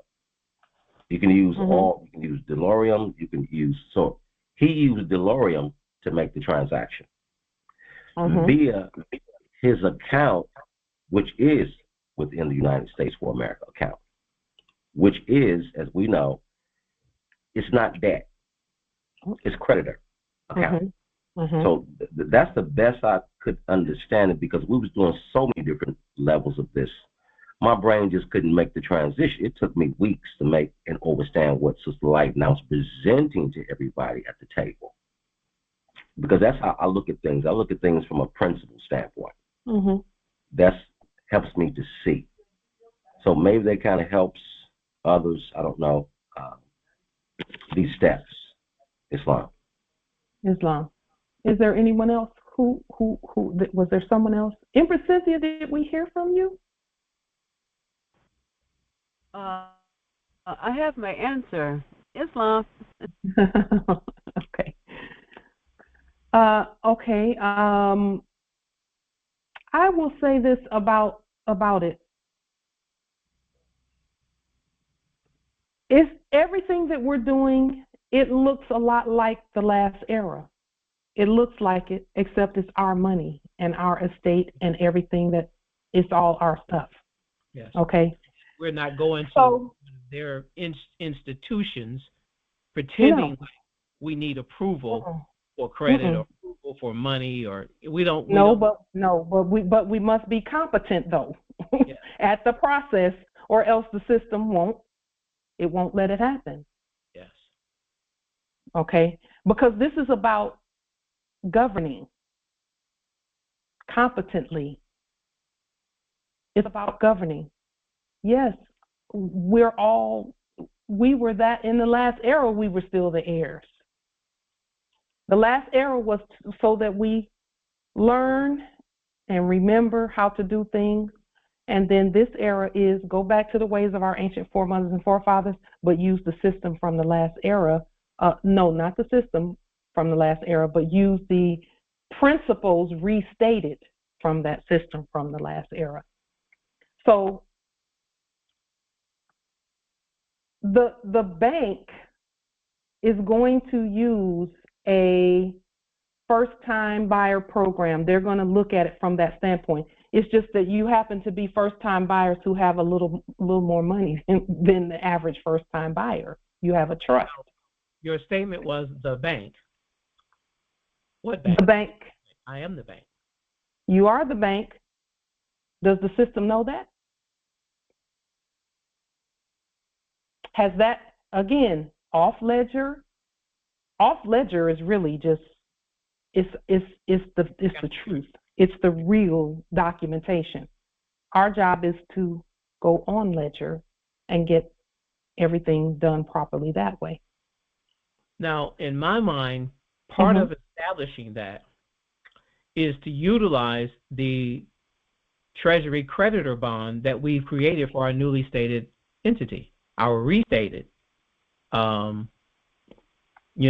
appellation name, number, etc. Because that's our new trade name, Michael Lorenzo Jones, blah, blah, blah, SS, sovereign state number. And now that's bonded, okay? And so But here's my question to you. My question to you is, yes, you have a trust. Yes, you're wealthy, but you get a domicile. What do you do with the domicile? How does the domicile contribute to the empire? The same way yours is right now. You're doing government work out of it, number one. You got a council out of it, number two. Okay. And it's a resource. That's how. All of that is going to be relevant when you talk about funding. Yes. Because I even stated the funding when I did the restated 1099 acquisition. Okay, I even stated that is for government housing, council, ministry, blah, blah, blah. Okay? Yes. So that it shows a direct connect between government, our government, yes, and the funds being appropriated, allotted, set aside, distributed are for government work. And the ministries that I've also put on the record with the statement of government, I forgot how they go, statement of government ministries. You know which one I'm talking about? Where we list all of the different ministries that we're doing ministerial work. Yeah, that one. Yeah. Okay. The one that I know about is the one in Prophet Noble Drew Ali's Trust where they say Ministry of Finance, Ministry of Commerce, Ministry of Erudition, and things of that nature. Well, that's one. But there was a specific affidavit court action that we did, and that's part of the 40 documents that outlines the ministerial work that the government is doing, our government. Okay. So let me ask you another question. What is the size of the domicile?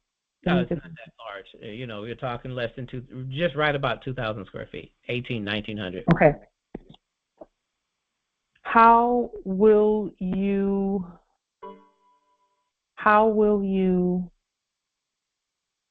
maintain it?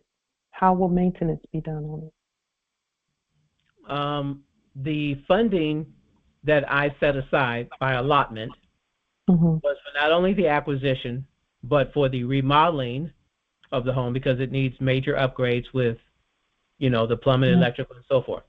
And then the way that I stated that in the funding mechanism that I wrote was that anything left over would be held in trust for maintenance.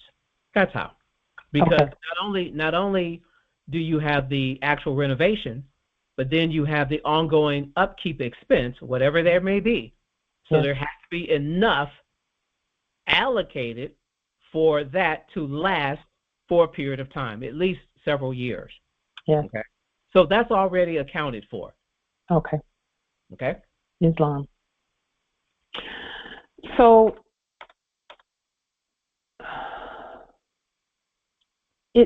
what I'm hearing in the spirit realm is the same thing that I stated a little earlier, is knowing the difference between a corporate action and or a company action. And again, we're talking about the living, and a personal action. And making sure that the documentation, that those things are properly stated in the documentation. Gotcha. Okay. All right. That satisfies me for the moment. I'm going to digest this, absorb this, and then incorporate whatever I need to successfully demonstrate what I'm working on. In the meantime, you started this, what's on the screen.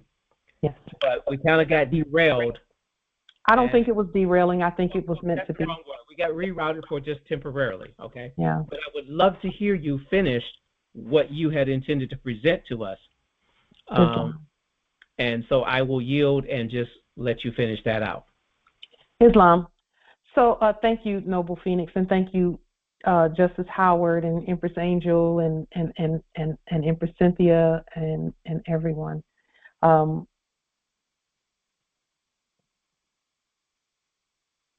So this particular process right here, owns a home, sells the home to the United States, and now this is what we're doing. We're taking the proceeds from the sale in order to do what in the last era what people were doing. They would sell a home or take out a home equity line of credit and start a business. That's what we're doing in a restated manner with what we're doing here. For those who are in apartments or wherever you are doing your work from,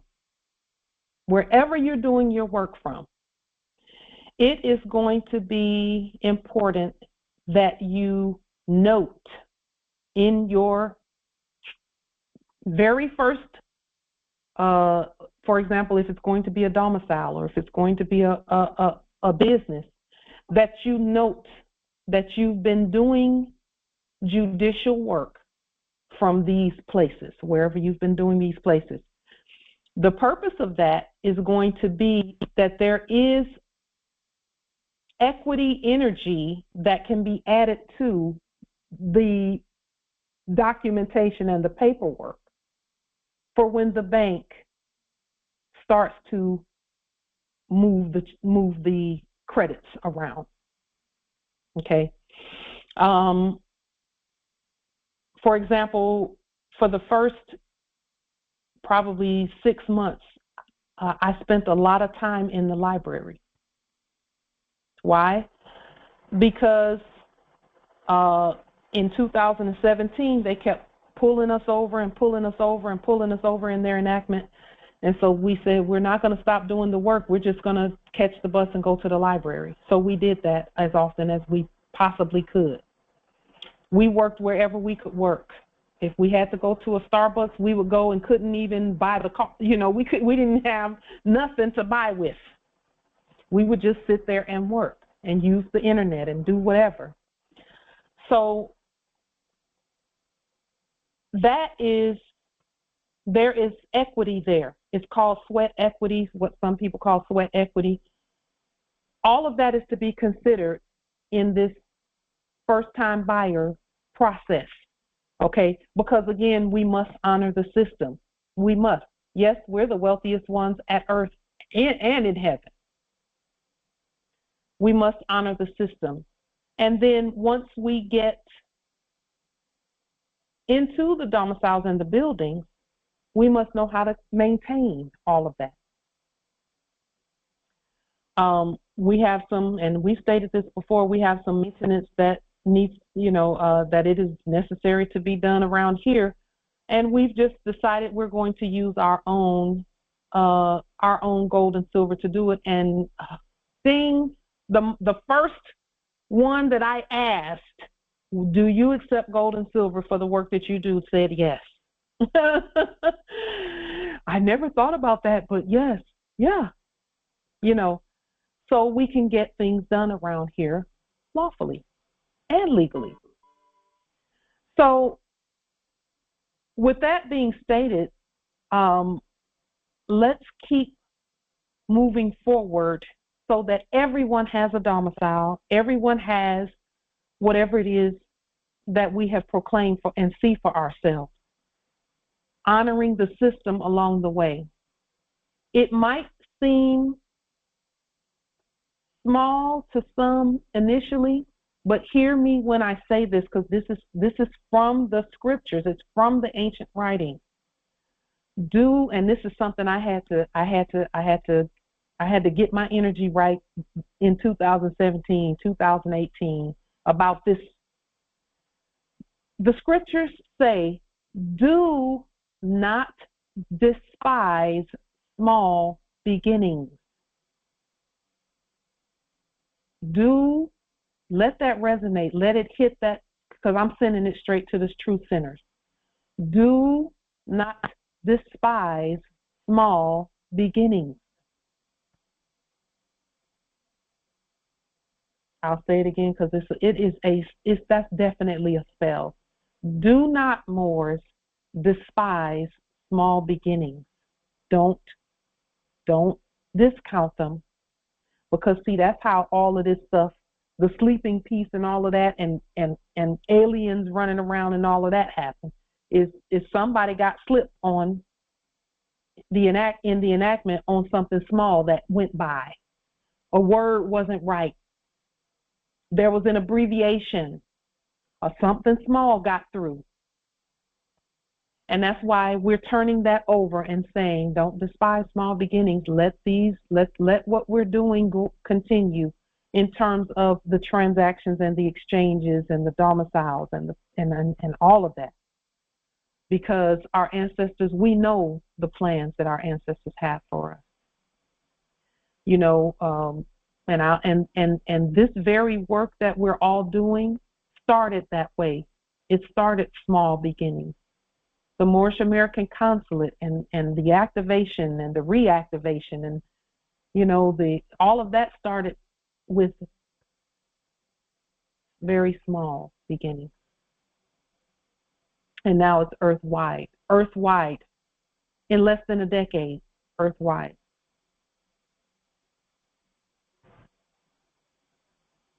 And slavery is ended and toppled.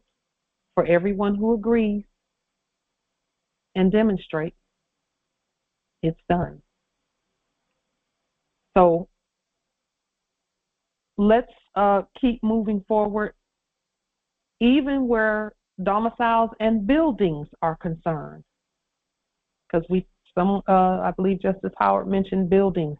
We all see buildings that are quote unquote vacant around. What we're doing now is going to assist in the proper claiming and all of that, of the buildings and things of that nature. Again, everything that we've done, all of the off-ledger, quote-unquote, banking, and I'm using that term loosely because that's not really what it is. These are actually the real ledgers that we keep. This is the real money. And then the legal money and currency that we all own and print and have is next. The ancestors have given us a demonstration to do where we're going to begin commerce, the way that we've always stated, we're beginning commerce. But this commerce is going to be to assist our brothers and sisters. And I wasn't going to say anything about it today, but I might as well go ahead because I'm being led to say something about it. So the ancestors, we've begun taking in items and things that are given to us, donated to us.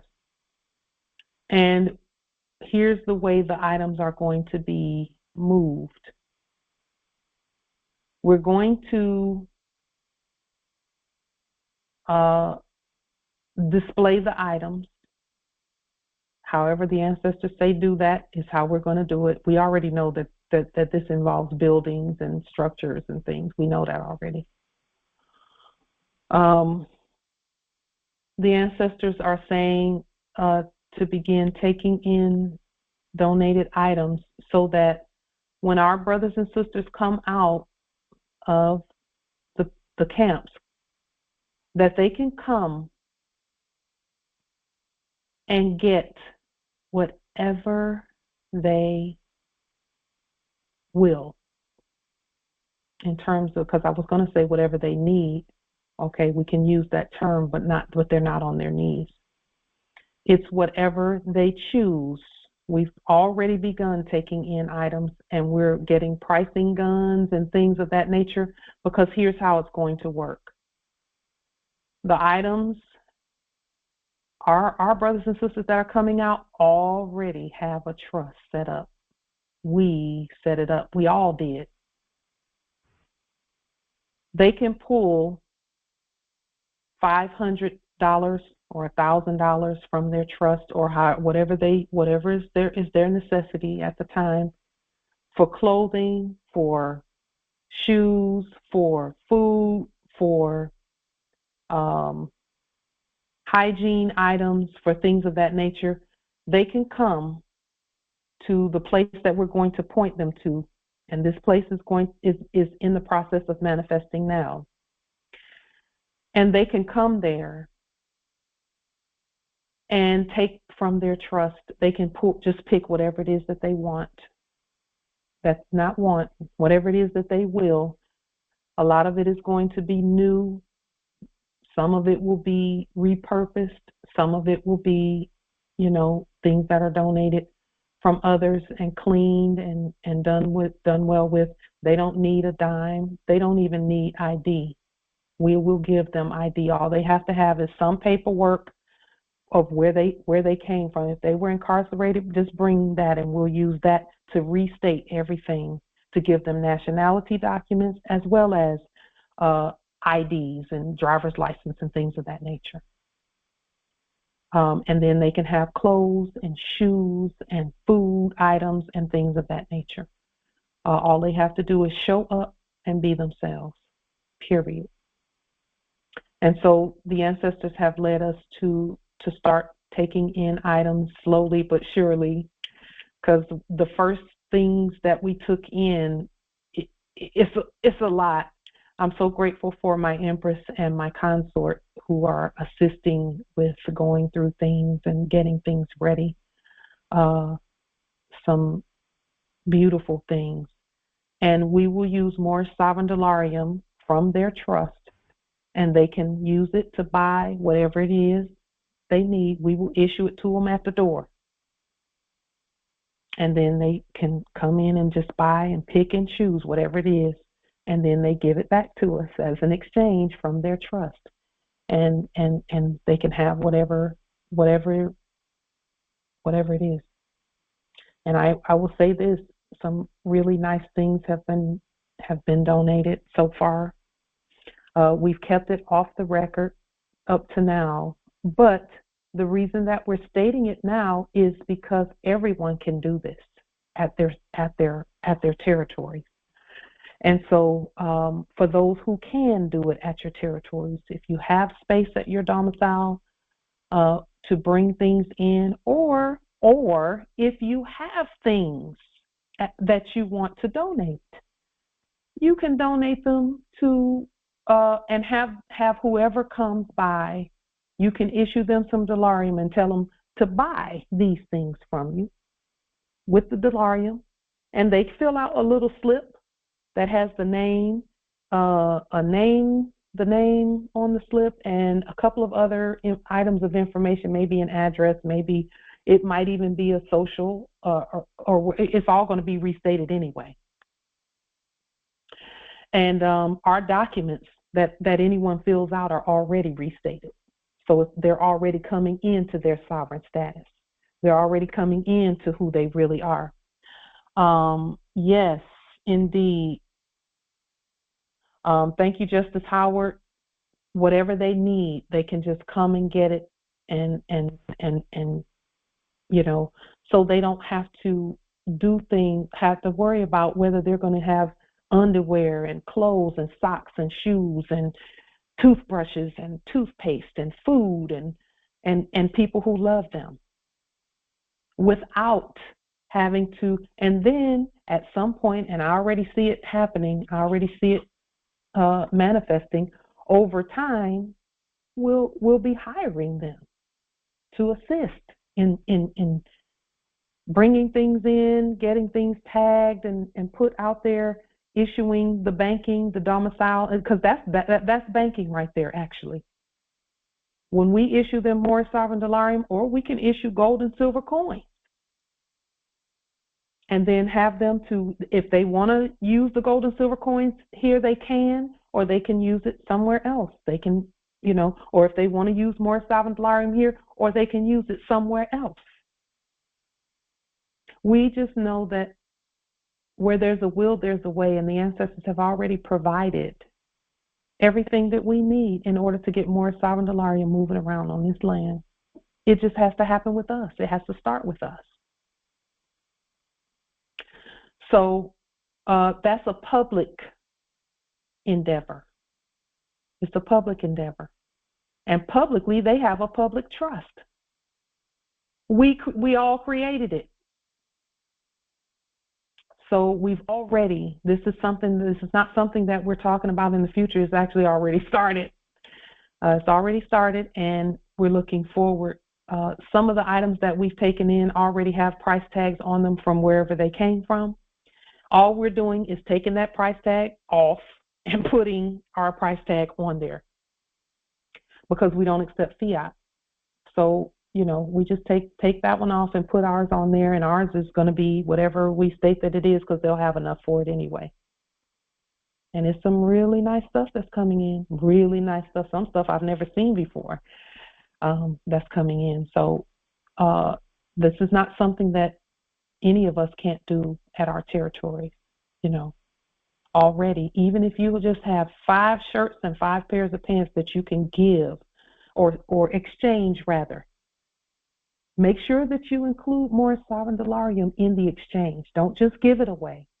Exchange it so that people get used to using more sovereign dolarium at the territories and knowing where to get gold receipts from. Knowing where to get gold receipts from. They can get gold receipts from the bank. And Noble Phoenix said who the bank is. We're the bank. So we're preparing for the massive, massive number of empresses and heirs and nobles and emperors that are coming out of these jails and prisons and things, or coming off the street, because they coming off the streets. Everybody coming off the streets. Nobody's going to be on the street. They're going to have domiciles. They're going to have conveyances. But this is a good way to get that more sovereign dolarium circulating, so that when it comes time to use it for a domicile or anything, it won't be strange to anyone. It won't be strange. They will be used to seeing their faces and faces that look like theirs on the money, knowing that they have access to it. They can get it. And listen, when our brothers and sisters come out of the jails and they have a good business plan and they bring that business plan to the bank, they're going to be financed, because they already know how to write business plans. They already know how to make the system go cha-ching. Yep, you get yours. And it'll be coming from their trust, so that they can do whatever it is that's on their hearts to do that they've been inspired to do while they were in there.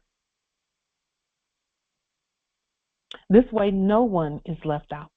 No one is left out. Everyone can prosper. Prosper, prosper. Everyone's going to prosper, starting now, starting since time immemorial, really. So we ourselves are going to continue to create the value that Moorish Sovereign Delarium creates by anyone out there. I don't care if they're on the streets, they're homeless, they're in a tent, whatever it is, they can come and shop at the building that we're going to point them to. And they're not going to be stressed about how much they spend, you know, within the means of the program. So this will be another government program that we're putting on the public record that our ancestors have inspired us to do. We're looking forward to it because remember what we stated previously. What we stated previously is that everyone who is on the front lines will have all of their needs met. Everything that their needs. And just in the first shipment of things that came in, I was telling you all something as simple as shower shoes. I needed some shower shoes. Not needed. I will to have some shower shoes, but I wasn't going to go out there and feed the beast. And in the first shipment that came in, shower shoes were there. And they weren't just any old shower shoes. They're really nice. They're quote unquote designer brand shower shoes. So, you know, our ancestors, everything, they're responding and giving and answering all that we've stated. Islam. And then again, more Sovereign Delarium, we make it real. Our people will make it real. All of us will make it real. It's already real. We have the authority. So even if we had to start out of our garage, we would have done that if we had to. But I know that our ancestors have this place for us because it's still sitting there waiting on us. Several of them, actually. Several of them. And again, the ancestors and the system recognizes that we have a plan for the use of the things. When you have a plan, and that's why Allah is the best of all planners, when you plan for it, the system will open up.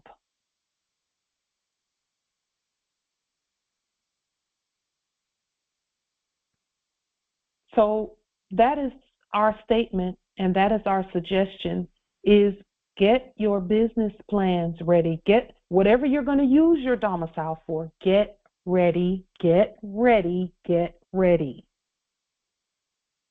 Okay? Everyone get ready, because everything that we've seen for ourselves, everything that we've stated, everything that we put on the record is manifesting right now, right this moment. There are some things that the Spirit hasn't released me to say right now about that, but it's a wrap. It's done already. Our money is real. It's been real. It never was not real. It's always been real. Listen, we just put some photos on the screen. People were using this kind of stuff as money.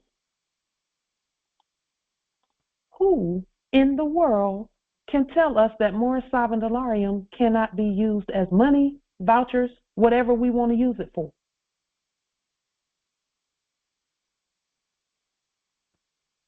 Who? No one has the authority. Not any. We'll answer it. We'll answer that. No one has the authority.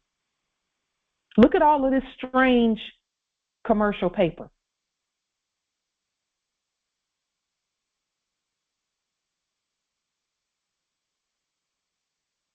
So more sovereign delirium can be checks, it can be vouchers, it can be bonds, it can be money. It's all of those. All of the above. So are there any questions, comments, wisdom about anything that we've stated thus far? Islam. Islam. I have about a month until I discharge from here, and I don't know what I'm going to do.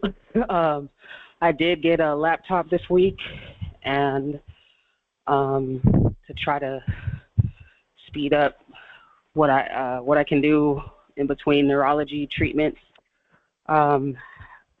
Today, however, when I left it here, I took a picture of it, came back, it was tampered with, door locked. So, I mean, it never stops, but I don't really have, I know the general idea of what needs to be done, but I don't really know what to do or where I'm going to go or none of that. Okay.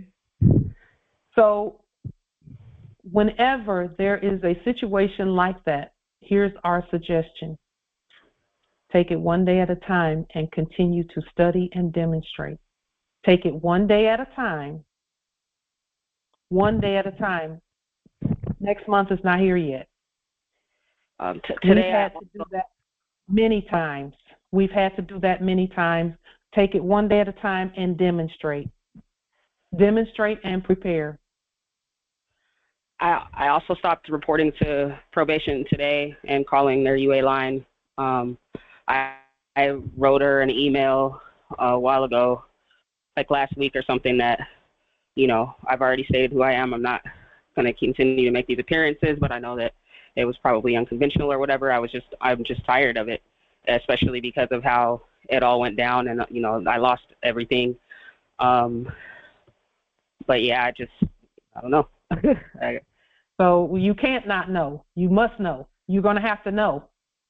You can't just jump off a cliff and not know.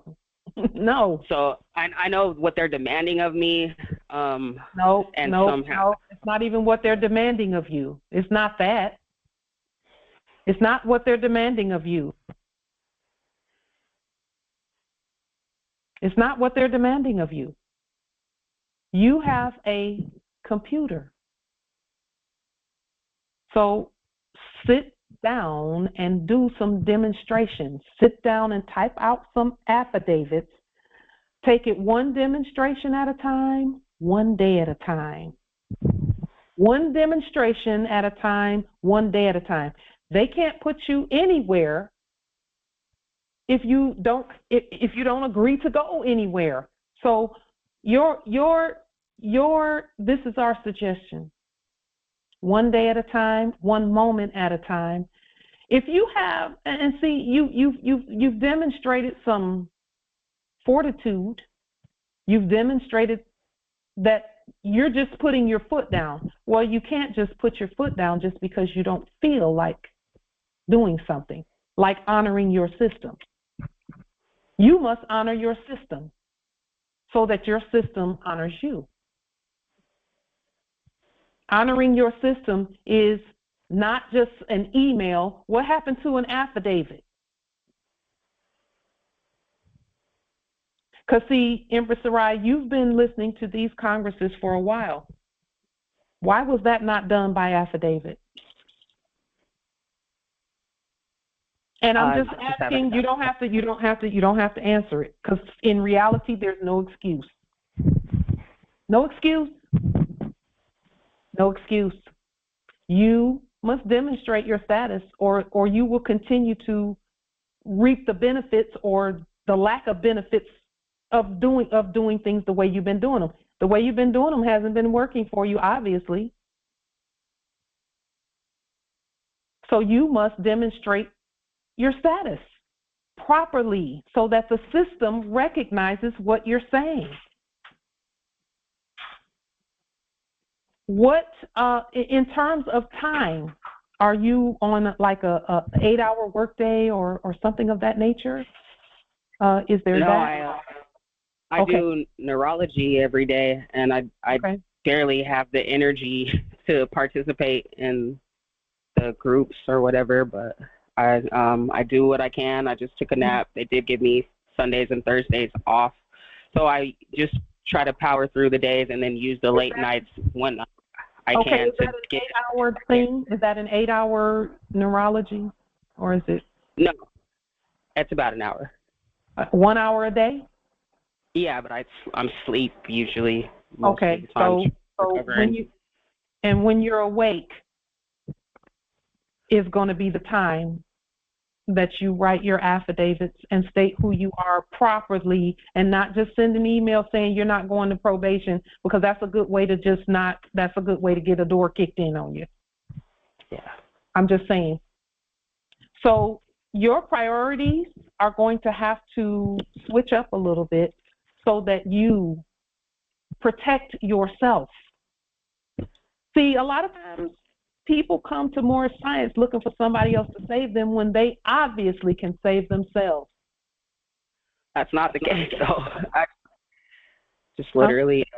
Just for a moment, Empress Sarai, hold on for just a moment. Go ahead. I did it 1 hour, one and a half or to 2 hours, babe. Okay, I apologize, Empress Sarai. Go ahead. So that's not exactly the case. I have like notes and prompts and things that I'm trying to organize. Okay.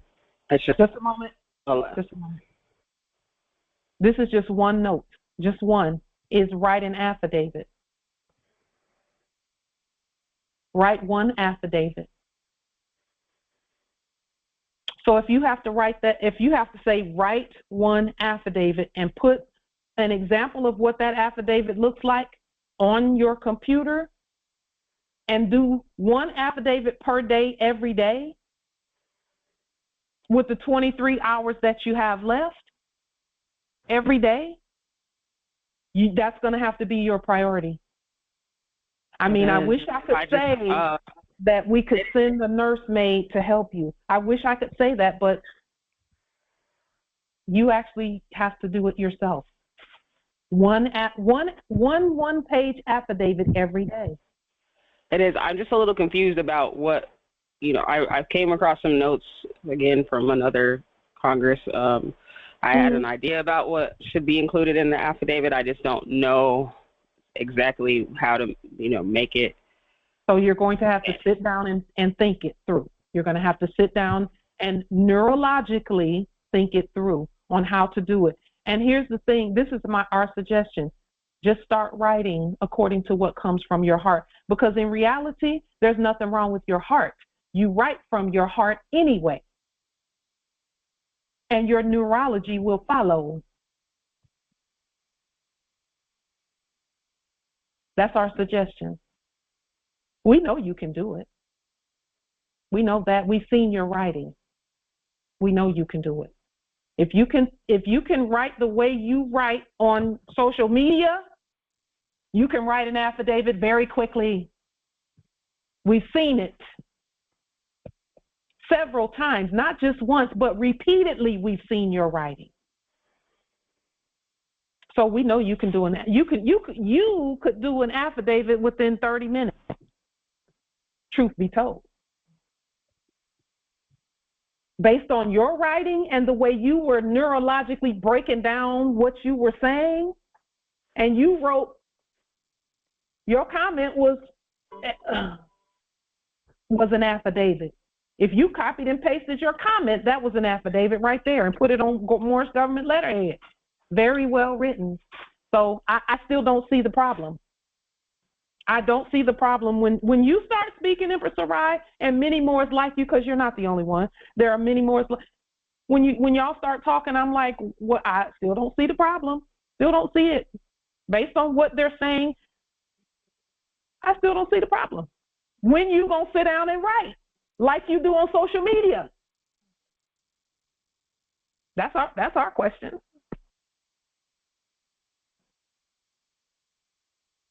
You got to start there, like we all started there. We started with, okay, what's coming out of my heart? I'm going to put it on this affidavit, and that's what they're going to get. And that's what they got. And then you got notes. You took notes. You at least you know to look at your notes. So since you know to look at your notes, I'm still not seeing a problem. I'm still not seeing why affidavits are not coming from your desk all day, every day. I'm not seeing why that can't happen. I still don't see it. After a while, it's going to start looking like excuses. Doesn't look like that now, but after a while, it's going to start looking like that, and you don't want that. So you want to go ahead and sit down and write at least one affidavit per day. Because, again, the comments that you wrote on social media, that was an affidavit in and of itself. Very well written, organized. You weren't stuttering. You just wrote. And then when I put something up there, you responded right back very quickly. No, we don't do sovereign citizen stuff. We don't do sovereign. She don't need to index. Please stop telling people that, because we don't index with sovereign citizen groups. We're not sovereign citizens. So please don't put that in the chat either. Please don't do that. We're the court. So, are there any other questions, comments, wisdom?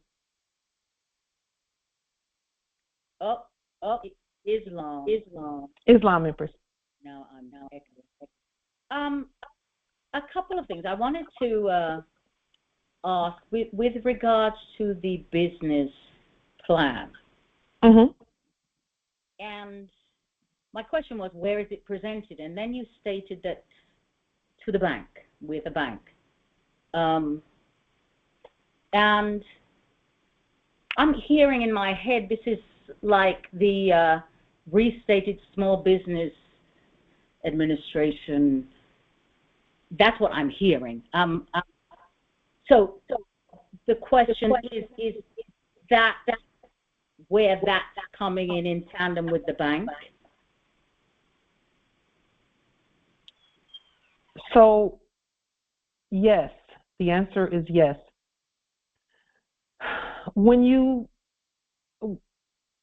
The small business, see, this is the way small business works. This is the way that program worked in the last era. We're doing it a little bit differently, but using the same precepts. People would go, and they didn't even really have to, they didn't realize this, but people would go to the SBA building, fill out an application, and the SBA would turn around and hand it to a bank, and the bank would do whatever they do, and then they would hand it back to SBA, and SBA would call the person in and say, yes, we gave you a small business loan. With us, we go directly to the bank, which this is how that looks. I don't have to go down the street here to U.S. Bank. I don't have to do that. What we do is the same thing we've been doing. Nothing changes. We put the process together. First, you look it up online, restate it, because all of that small business stuff, you can find it online. It's available to everyone. Yes. You restate it, and then you send it via the government mailing process. And it is suggested that you base it on a program, an SBA program, a small business program. Okay. And then you restate if you feel led to do so. And this is how we restate things with SBA, for example. Just really quickly. We would go here to the SBA website, and here SBA actually was supposed to be a government thing anyway, which is what it says here. Yeah. So again, you're still the government. You're still the government. Okay, so with your business plan and all of that, and how much you're going to use from your trust and all of that, properly and competently written out with the application restated as an affidavit, right? Then you would notify SBA and the bank that this is how much you're going, and this is what it's for, and this is the plan, and all of that, and this is where to put it. And then you send the dolarium with it. You send a bond with it because you got to bond your work. Your work must be bonded. So whatever the name of your company is, bond that. First lien, levy, bond, SB. Yes. Go ahead. We suggest that as many as possible go ahead and lien, levy, and bond SBA. Yeah. Okay. Yeah. Okay. Because here's the thing, and some are saying, I don't want to keep doing all of that paperwork. Then you don't want to govern. To whom much is given, much is required. Yes. People want 100 million but don't want to do an affidavit. Really? Are you really expecting 100 million to go on ledger, but you won't even sit down and do one affidavit? And then when someone says, well, you got to do that affidavit and then you have to do this so that the system will recognize what you're doing. You do it at the high as above first by affidavit, and then below as whoever the company is, a company document. So let me give an example of that, because one of our great empresses, Empress Sarai, I wanted to address the probation piece. Whoever it is, and this is not business, this is about restating probation. Okay. I'll just pull up King County probation, whoever it is, whoever.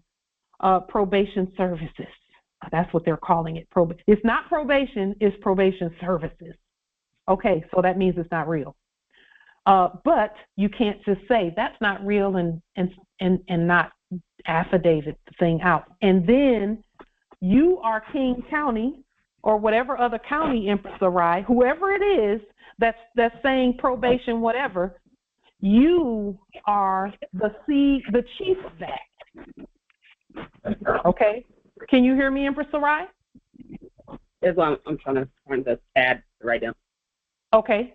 You're the chief of probation, not probation services, but probation. Because probation is financial. That's a probate court, and probation is the same thing. They're trying to administer an estate that you're the minister of. And so whatever county it is, whoever it is, restate their logo, put it at the top of the paper, put it in red. With King County, we put it either in red or blue because we're the head of that. And then we send we'll get a document, whatever, a blank document, and put our restated King County logo at the top of the document. And that document will state that the following person, because it's your person, not theirs, and this will be in blue when you're talking about commerce, because that's all they're doing is commerce. The following person is hereby released to the living, and you don't even have to say living because there's not another United States. There's only the living. Released to the United States for, you can just say the following person is hereby released from probation, from all presumed probation to the United States.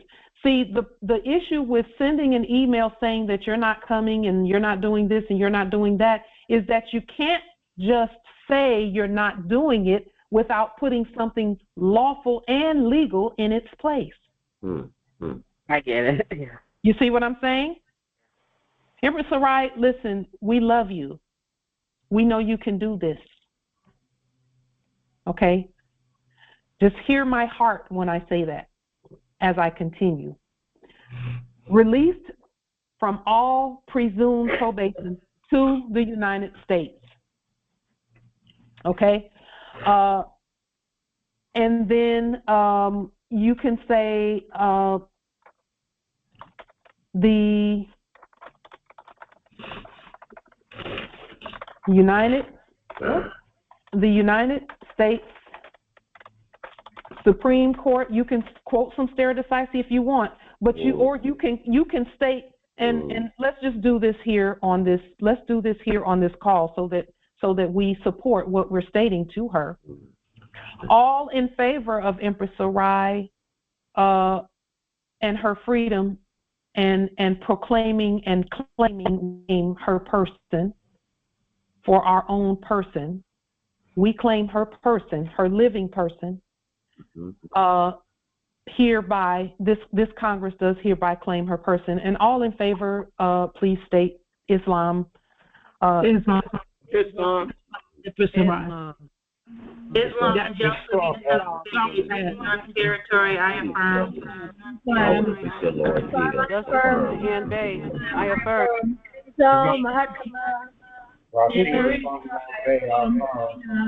I affirm. Islam. Territory. I affirm. Islam. Like Tajiri Bay, Washington Territory, I affirm. Islam, Love, Ibn Allah Bay, New York Territory, I affirm. Islam. Marine Bay, London Territory, I affirm. Come on now. Islam, Empress Reign at Georgia Territory, I affirm. Islam. Islam, Willis Smith, Mississippi Territory, I affirm. Islam. Islam, Earl Julian Liddell, Krypton Territory, Land of Tomorrow, I affirm. Islam. So the earth has proclaimed, the living earth, from UK to here to Peru, land of flowers, to everywhere. We have affirmed your person, Empress Sarai. So, again, the following person is hereby released from all presumed probation to the United States. Is released, and we could probably state that a little clearer, released to the United States. Let me cut that. Released to the United States from all presumed probation.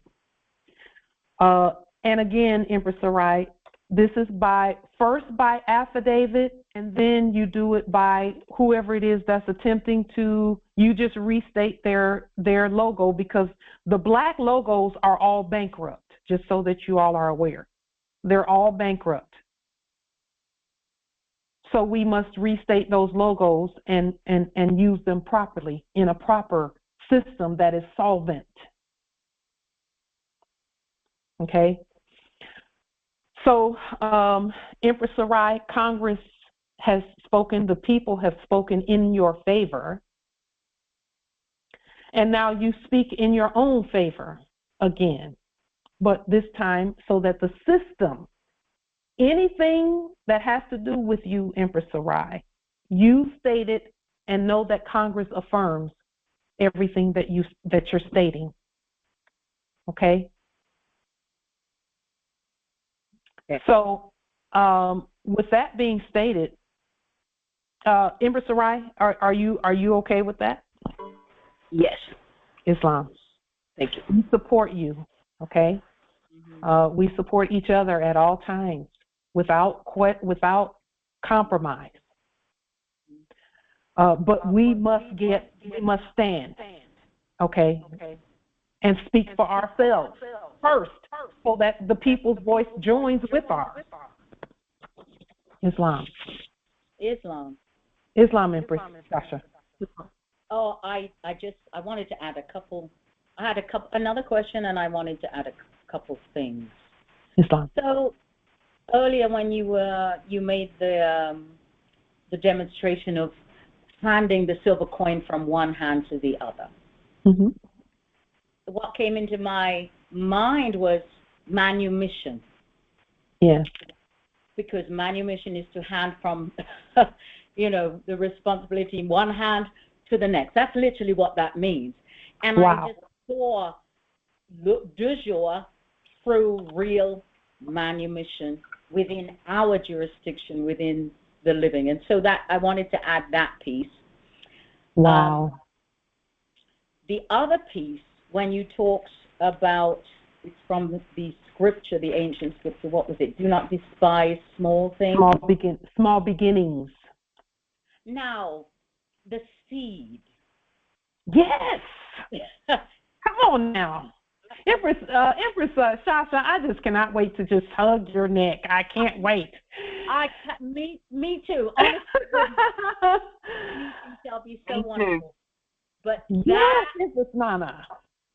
There it is. The three of us are unconnected, right? Yes, indeed. When you made that statement, it's like that would be the most foolish thing, because the smallest thing, the tiniest thing, is the seed.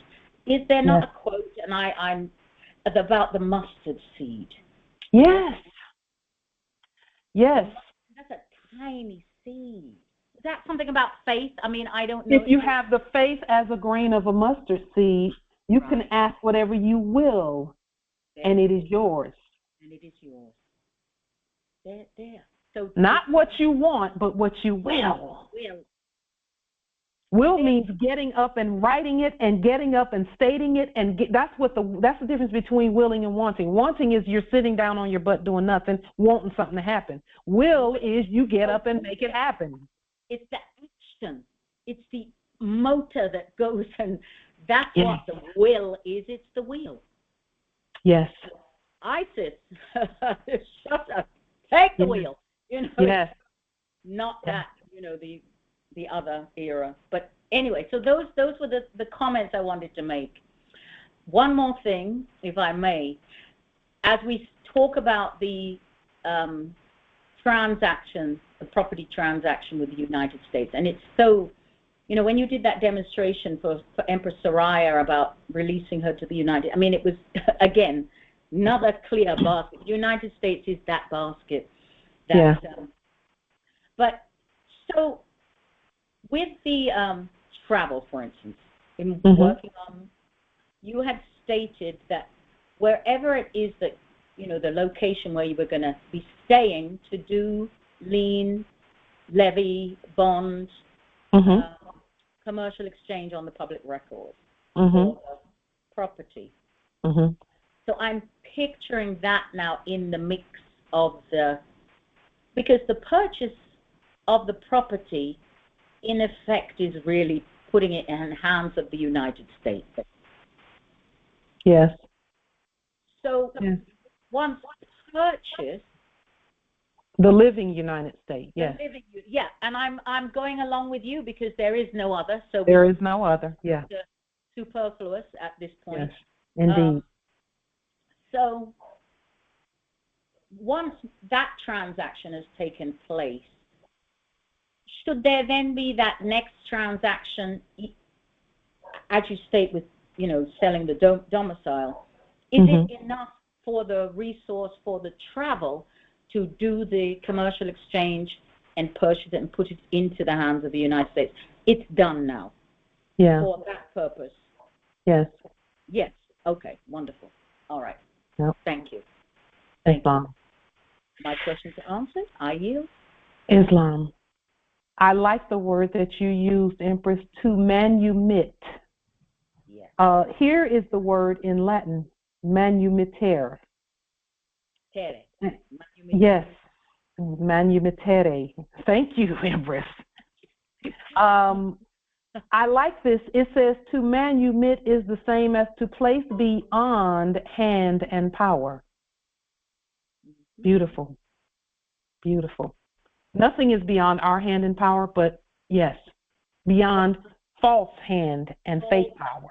Right, because when you, from one hand, your hand, the power, into the other power, no other power, no other can come and intercede, nothing.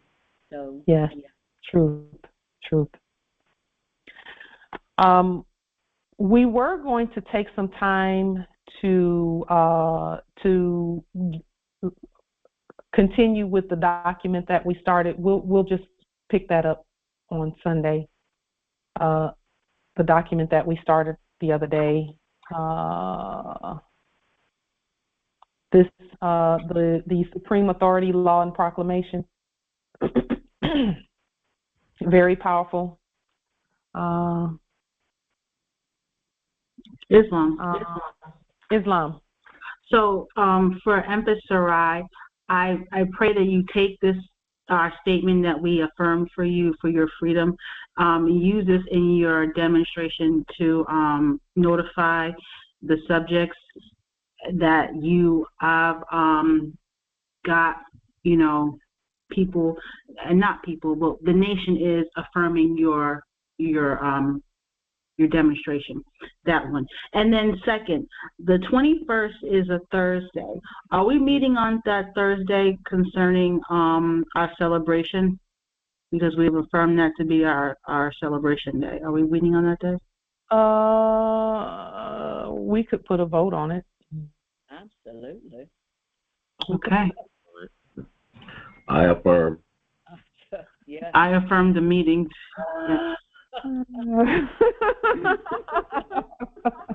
Islam. I affirm justice at the end bay.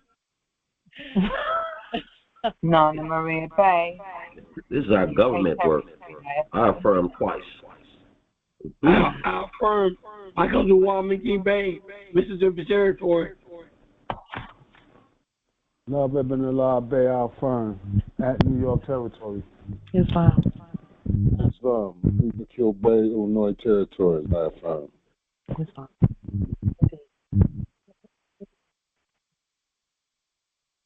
All right, Angelica Yvette Bay, I affirm that we will meet on Thursday, the 21st, our winter red solstice, I affirm. Happy Holy Cristo Ma. Islam. Okay, so thank you for that, Empress Angel. Appreciate that. Islam nobility. For the 7th Mississippi Territory, I affirm. We heard you, nobility. We heard you the first time. We heard you, but hey, hearing you again is great too. Islam.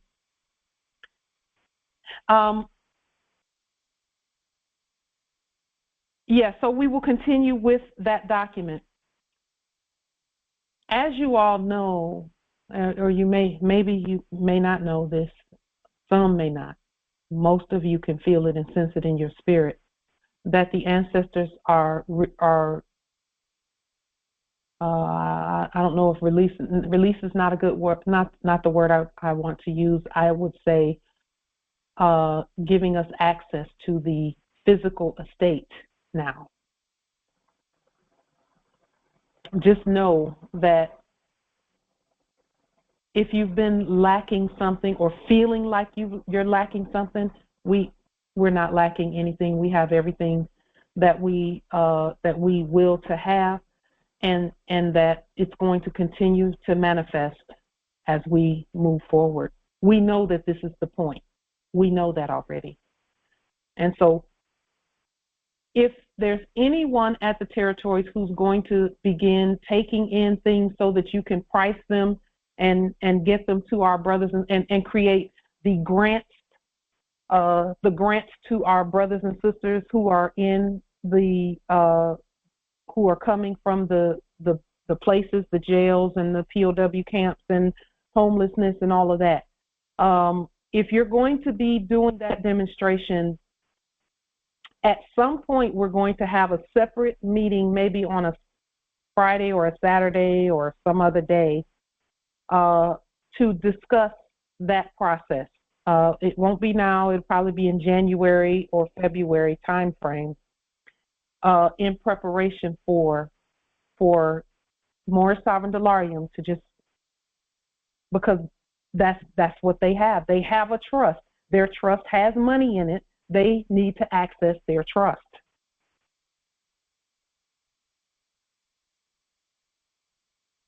And so that process has already begun, and we're going to continue to expand on the process and let you know how things are going with that as well. And so with that being stated, experience in the area. Thank you, Empress Nevaeh. Thank you so much, Chief Justice. Anyone interested in that process, it's going to be an amazing process. You're going to get back so much more than you ever anticipated. We're seeing that already. We were at one point feeling like, okay, ancestors, we need this and we need that, and we were feeling that way at first. All it took was one, and there's no lack of anything at all. So we know that the ancestors, and we're grateful for that. So we know that the ancestors are going to continue to grow and expand that through us, through our hands and our all that we do. Anything further from this Congress? Islam. Islam. You know, I asked the ancestors, why did you return me back to Tampa?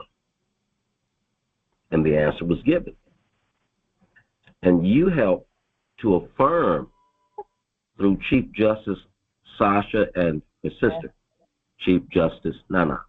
Yes. They both helped to affirm for me to see, this is why you're here.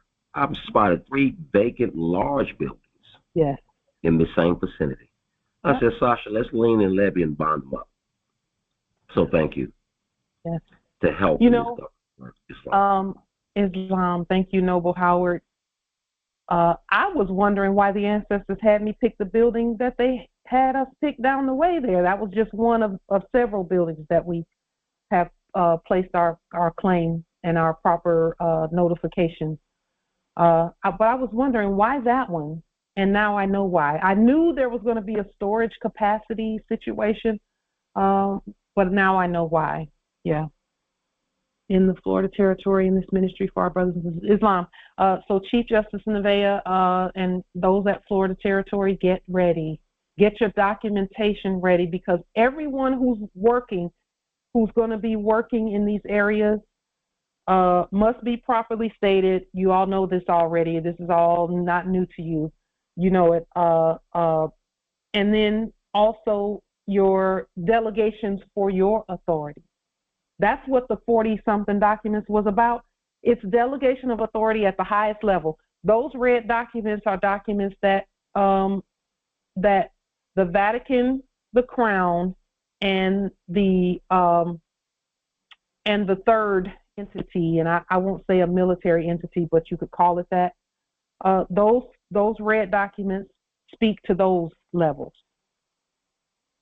and then we from the lawful place that we are at, and then the legal documents, the manifestations of that speak to the legal system. So with that being stated, I have we will meet again on Sunday at 6 p.m. Peace and grand rising to the sovereign, original, indigenous, natural, divine heirs. Islam. Islam, I had a quick question. Yes, Islam. I had a quick question. Is there a law? I mean, I know it is, but I can't find it. A law or a statute or affidavit where we can take somebody's signature and sign it and put it on documents? Who is the somebody? A straw. Okay. Is somebody who's unlawfully occupying the land? Okay. If someone's unlawfully occupying the land, that means they're bankrupt. And the creditors can use everything, paperwork, documents, signatures, contracts, anything of that nature. We can use all of that to our advantage. It just so happens we don't really need it. But yes, that, for example, the place that I would use a signature of a debtor is on a lien, and have them stating that, yes, they are the debtor. We've done that. We've shown that. We've demonstrated that. Okay. Is there any written law you can point me to? Yes. Yes, I can. Okay, great. Federal Rule for Civil Procedure, Title 4, 17 and 18, regarding persons and court actions. Okay. See, and I'm so glad you brought that up. Let's go to that really quickly to answer the question.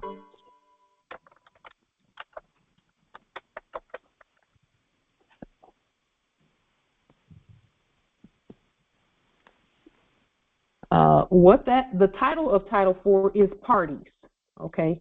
So that's what you're talking about, who's who and what's what. Yeah. 17 says that an action must be prosecuted in the name of the real party in interest. The following may sue in their own names without joining the person for whose benefit the action is brought. So what you're talking about is an action that you're doing to remove someone or to state or notify them that they've been removed is what you're really doing. You're not telling them to go, you've done it already.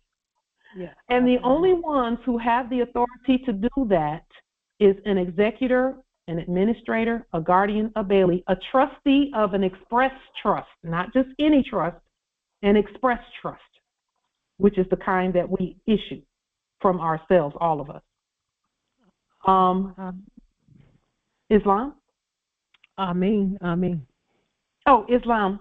And this is 17, but look at 18, because 18 is what this is the one that we restated and used at our will. 18 says,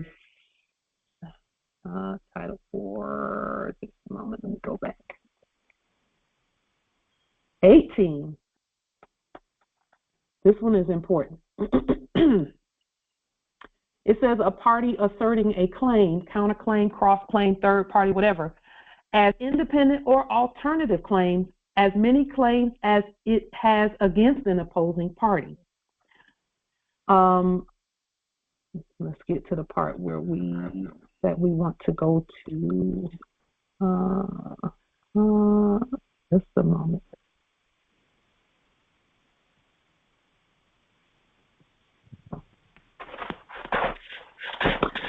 This one is about the money. This one is about the money claim. Judgment for the money without first obtaining a judgment for money, in case you need this part. But let me go back to 17, because I think 17 is the one that I meant to read further about. Yeah, it is 17. 17, this is the part. This is the part about representatives and presentatives. See, we don't represent anyone. We present ourselves, and we also present subjects and everything else. So it says the following representatives may sue or defend on behalf of a minor. See, what you're talking about, Empress, is a minor or an incompetent person. Okay. And so you can present them as a minor or incompetent person, like fiduciary. On your estate, they are a living subject or a living minor or a living incompetent person. That means they cannot present themselves. They must have someone who's competent to do that. Okay. So here you go. All right. Okay. So when we were putting signatures of people that were persons previously doing business as CEOs on documents, this is the law we were using. Yeah, that's what I need. Saying that they resigned and that they are not a part of that office anymore and all of that, they never were, really. But for the sake of the record and for the sake of the process and the system, we just put it on the public record for them because we're the creditors. They're bankrupt. They don't have anything. Excellent. Islam, one quick question or statement. So you mentioned the express trust. So then the cover paper should be attached with that, with a statement of the express trust then, too, then, right? You can do that, or you can put the fiduciary document. Our fiduciary affidavit just speaks to all of that all at once. Oh, okay then. Because any trust that we've created is going to be included in the fiduciary document because it talks about all letters, all numbers, signs, sounds, sigils, everything. We're the fiduciary for it. So you can, or you can do as you stated, Empress. You can put a proclamation of trust, on, as the cover letter, or include it in the documentation. Empress Nevaeh, what's happening when you say that your levy is not reaching our internal revenue? Is it being returned, or what? Is it not leaving the post office, or is it going there and coming back? What's happening?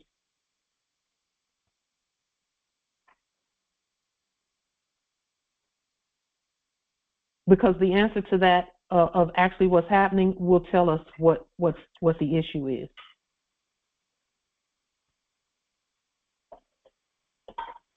Empress Nevaeh, can you hear me? If you're speaking, we can't hear you.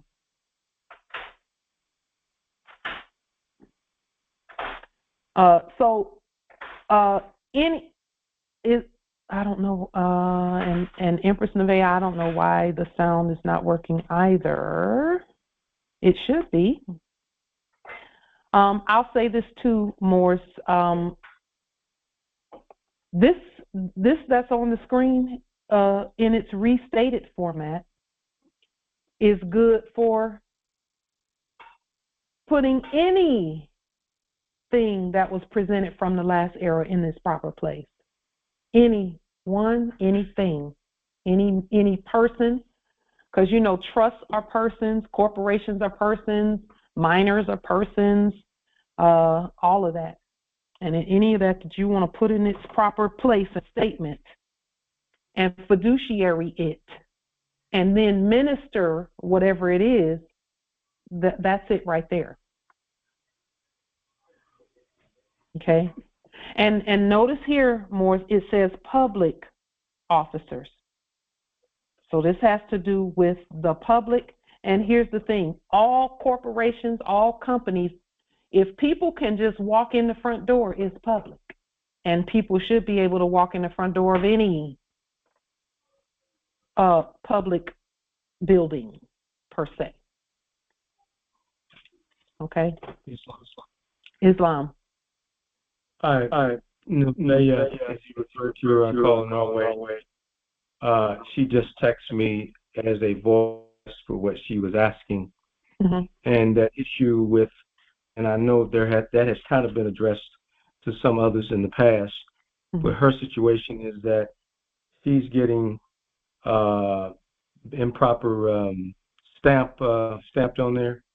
Okay. She is getting indication that it never reached its location and would turn around and come back to her, or it would get to the location of the so-called de facto city and be caught up in the system there and then turn around and come back. And then the other option is where some folks' materials have actually been disposed of.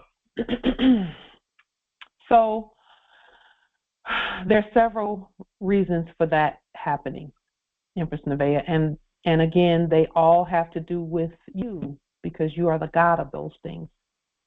So first and foremost, clear all energy before you send something out. Clear it and replace that energy with peace. That's first and foremost.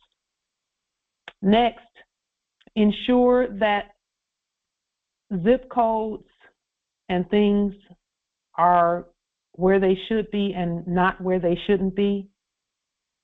And third, make sure that whoever you send things to, that you send it first, address it to the subject who was previously pretending to be a CEO. So you would say subject and put their name to send it to them in blue ink. Okay? And spell everything out. Don't put two-letter states. Spell the state out. And then make sure that you have the updated stamps that we did a video probably 6 months ago on the stamp process, and we restated the stamps.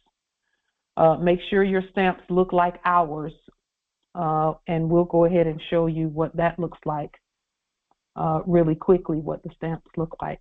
We put Islam in perspective. If I may, from Nathaniel and I's demonstration, because we just got green cards back from the Internal Revenue, Kansas City, Missouri, and absolutely no zip codes was placed on that package, the to or the from, because we have properly identified who we are. And then when sometimes they would put a zip code on the return green receipt, but they've even stopped doing that. Yeah. They've even stopped adding it in on their little penmanship on the bottom, because now the system knows exactly where to send it without a zip code in sight. Yeah. So with that stated, you don't need a zip code at all. So the system is doing exactly what we've stated for it to do. And so again, Empress Nevaeh, it's just a matter of making sure that you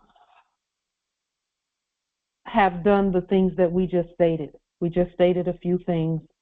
Make sure that those things are checkboxed, okay? Make sure that they're listed as subjects, because our system recognizes all subjects, and it also recognizes the sovereigns, okay, in the way that we do our mailing process. So let me pull up the postal. I got to remember where it is. Here it is. Okay. We did the lien, we introduced the stamps, so let's pull up the stamps. So the stamps are going to be under this. Yeah, here's the stamp. Empress Nevaeh, make sure that you have these. These are the new stamps right here that we use, because they're properly stated. Okay. Islam, I forgot. You just reminded me. I just sent off a package to our treasury, and I did not put a subject's name because I don't know the name of any of the subjects on it. So I had addressed it as just Treasury, Internal Revenue, Austin, Texas. And then I hand wrote in brackets the zip code down there, although I did not need to do that. Do you think that will affect it going or being properly delivered because I put it in brackets? I shouldn't have. I understood that, but okay, if you know you shouldn't have, then it might. Okay. Well, just let the system do what the system does. Yeah, I'm just going to see what the system does with this one. Yeah. Because that was a rather large pack. So we'll see. All right, thank you. Islam. I think as part of some of the issue here is you've got some incompetent folks that are currently handling the mail. My understanding from people that I've known recently working in that system for years, they have hired a lot of new people. And so they're saying that that's probably a part of it. It may not be, but some people are pointing toward that. Your thoughts? My thoughts on that is that that's not true. I think I know that when we do things competently, the system will do exactly what it's supposed to do. Because, see, believe it or not, the things that we do, human hands don't touch a whole lot of that stuff as often as they do the commercial or retail from the last era.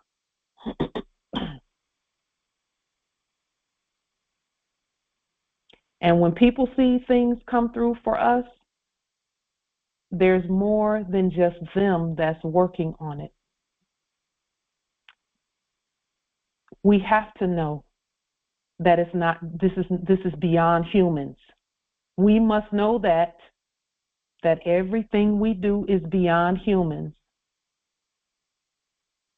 So there's no such thing as human error when we do things competently. When we're competent, the system will do exactly as it's supposed to do, without fail. Without fail. Without fail. That we know for sure. Because that's the way this matrix is designed. It's designed that way. When people come in connection with our documentation, when that documentation is competent, the spirit will say to them, oh, don't worry about it, just let it go. Just let it go. And they'll let it go. Because the matrix is not just physical. It's spiritual too. It's spiritual first. So when you're talking about something as simple and matter of fact and everyday as the post office,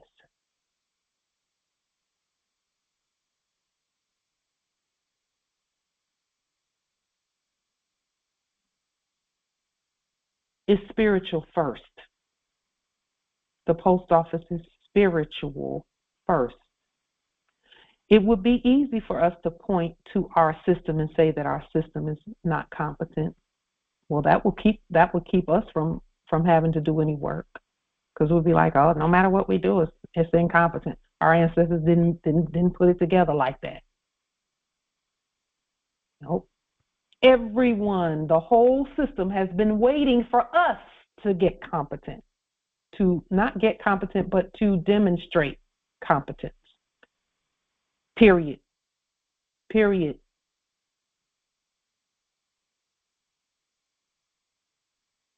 The whole system was waiting for us and no other. Islam. Yes. It is also fair to say that our courts are held in the spiritual realm first before it becomes physical. Islam. Everything that we do has been, and that's why the spiritual aspect of all of this comes first. That's why we say clear energy first, please, before you do any demonstrations. I don't care if it's just dropping an envelope into. When I go to the post office to put things in, I stand there first and cast a spell in my heart. I hold that thing close to me, no matter what it is. I hold it close to me. I cast a spell. I break spells, and then I put it in there. And without fail, the system does what it's going to do. Today I was cleaning some collard greens this morning, casting and breaking spells over the food.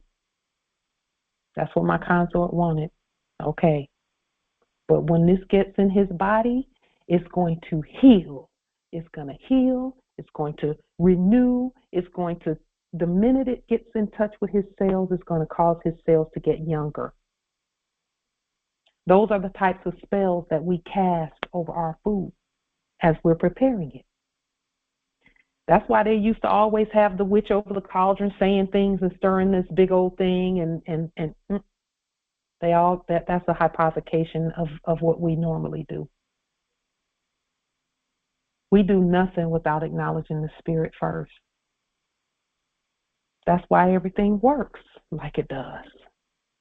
And that's why the ancestors keep giving us, giving us information, and giving and showing us where everything is, and recalling things to our memory, and sending us, physically sending us things. Because we acknowledge the spirit first in everything. Because believe it or not, you're acknowledging mother first when you acknowledge the spirit first. And when you acknowledge Mother, who is the all, she's going to send you more than you could ever imagine. And if she's not sending you something, she's making sure that your packages can come in contact with, and excuse my expression, the dumbest doorknob in the building, and they're going to do the right thing with it because the Spirit is going to say, do this with that. Even if they get it wrong every other time. When you send it and you acknowledge the Spirit and your process is right, it's going where it's going. I don't care who touches it. It's going where it's going, and it's going to do what it does. That's biblical. That's in the Spirit. That's the spirit realm. Our word will not return unto us void, but it will accomplish everything that we send it out to do. Even if that thing that we send it out to do is to make us more competent of the process. For we do not wrestle against flesh and blood, but we don't even wrestle against them because we are the rulers and authorities and cosmic powers and principalities, and we're all of that. So I actually had to restate that, but that's what their biblios, their Bible says, and it's really a Bible because that's how you pronounce that word when the way that it's spelled, Bible. Islam, Empress. My interpretation of that is that when you think that it's not going through because of a physical being that's behind it, it's really about putting it in the system correctly. That's where you get the. That system is spiritual first. Yeah, Islam. Because that's how we created it. Empress, I'll be jumping on the table when you start goat nest because she knows it. She knows it. Listen,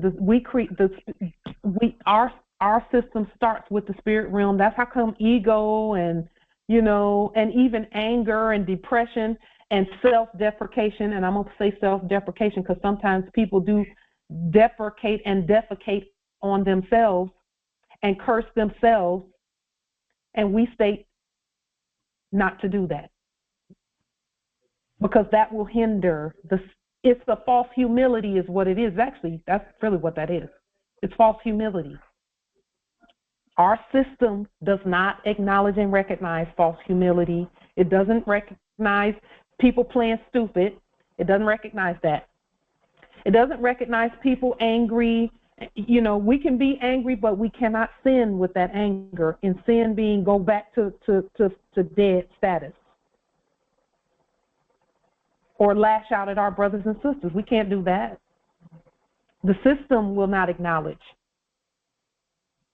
But when we clear our energy, oh my, and let me tell you, just from personal experience, when we were not even as competent as we are now, because our energy was clear, our ancestors let the things go and then called our attention to it later and said, okay, now you can raise this one, you can elevate this process up to the competent process. Islam members. Yes, Islam. Yes, last meeting I had you to put that in the chat about the DeLorean, the money. You put it in the chat for me. And what was it that I put about DeLorean? It's a certain document you said we need to make sure we have before we can start printing money. Oh, again, that's a suggestion. Those who have demonstrations that they're doing, they can print DeLorean whenever they get ready. As a matter of competence and elevating of the demonstrations, the currency controller document is the one that we were referring to. The currency controller document. For those who are familiar with the Office of the Comptroller of Currency, yes. It's a proper rebuttal to that fraud from the last era. Right, but before the meeting was over, you put it in the chat, but my laptop shut off. I was kicked out of the meeting. So do you know how to go to okay, I'll just go here. Go under the videos and pull the documents up. Do you know how to go under the videos and pull the documents up? Not really. That's what's been slowing me down on a lot of things. Okay.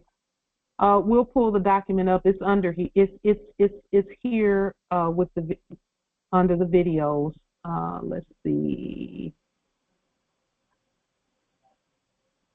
It's going to say currency controller, and it's written in ancient English because that is our language. Here's the currency controller It's document number 6 out of the 40-something documents.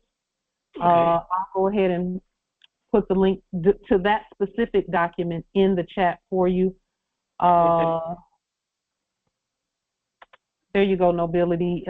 It's in the chat. Look at that document. Take a look at it. The currency controller document. It just states that we are the office that handles anything that has to do with currency moving on the land, whether that be electrical currency, money currency, whatever type currency it is. No matter what it is, we are the sovereign currency controllers. And we suggest that all Moors, because we did have to do, our ancestors required for us to do the study on the comptroller of currency office and all of that. So we had to do that, and there's a manual. There are several manuals that they have that we looked at. So, you know, before we started printing Dolarium, we did the study on each and every stop that money makes from the time it's thought about until the time it gets back around. And the ancestors had us to do the study on each step and then demonstrate that step with Dolarium. I appreciate it. Islam Nobility, and thank you for taking the time to do that study. It's important that we know that we are the issuers of all, not just the creators, but the issuers. There's a story in the Biblios about the woman with the issue of blood. Islam. She was issuing out some things that were not of her nature. Islam. And she had to touch the hem of the garment of Yeshua in order to right that, to stop issuing things that were not lawful or legal. And so that is something that we're addressing even with the demonstration that we are preparing for now, where we're taking in things, the donation of clothing and shoes and food items and whatever else we can take in, and pricing it in Dolarium so that the Moors who want to get access those items can get those items. Okay. So with that being stated, anything further? Yes, one more thing, Islam. As I was listening to the control of the currency, which I've done, and the fiduciary of the control of the currency, it stood to reason if I'm sending Dolarium, which is currency, I should establish a, for example, Peru Land Flowers Comptroller of the Currency.gov email to notify them. The currency controller is a federal position. In the last era, it was a federal position. And all of the states agreed to that is the currency. That's how come fiat in the last enactment was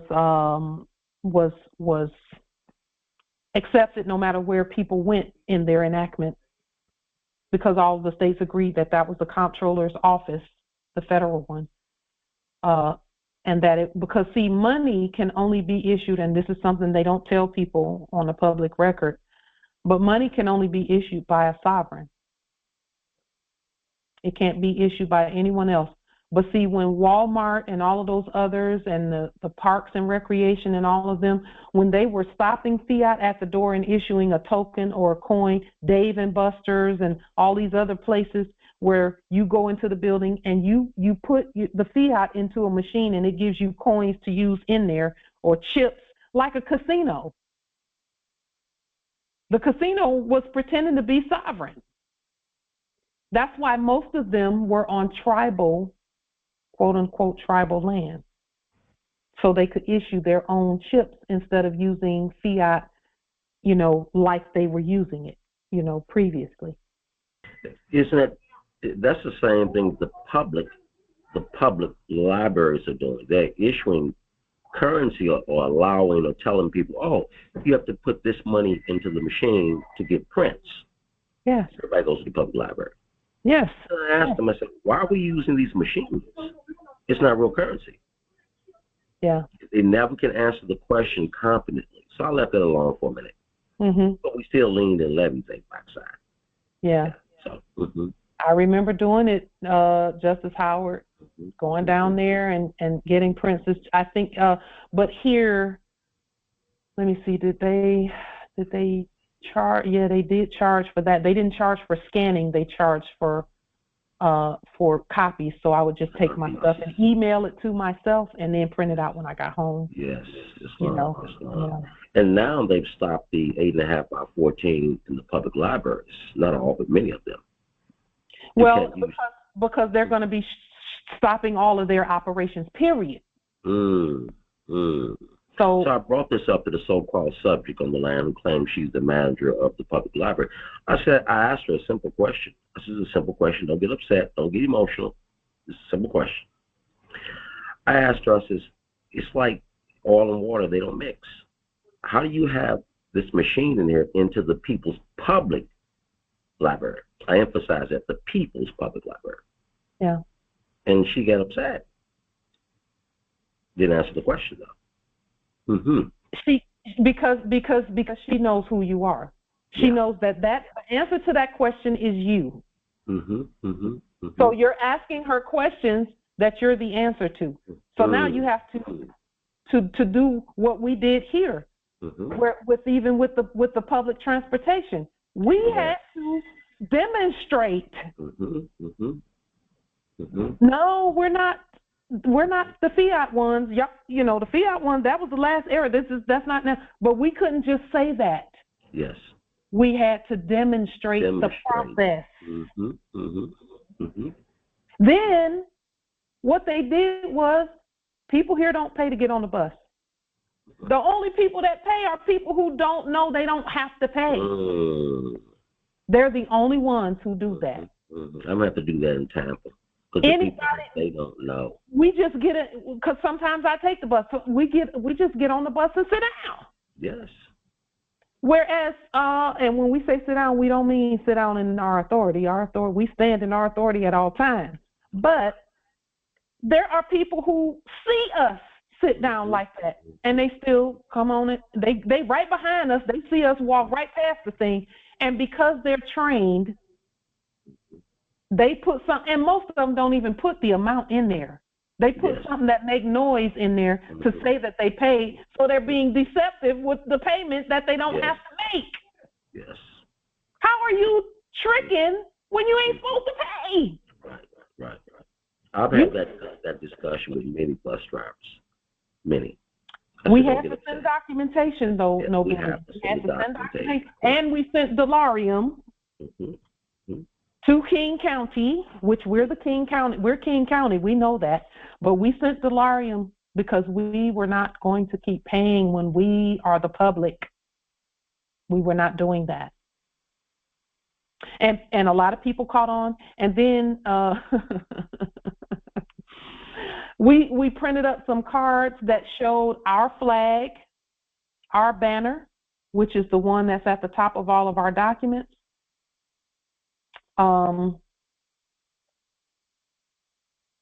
We showed the flag.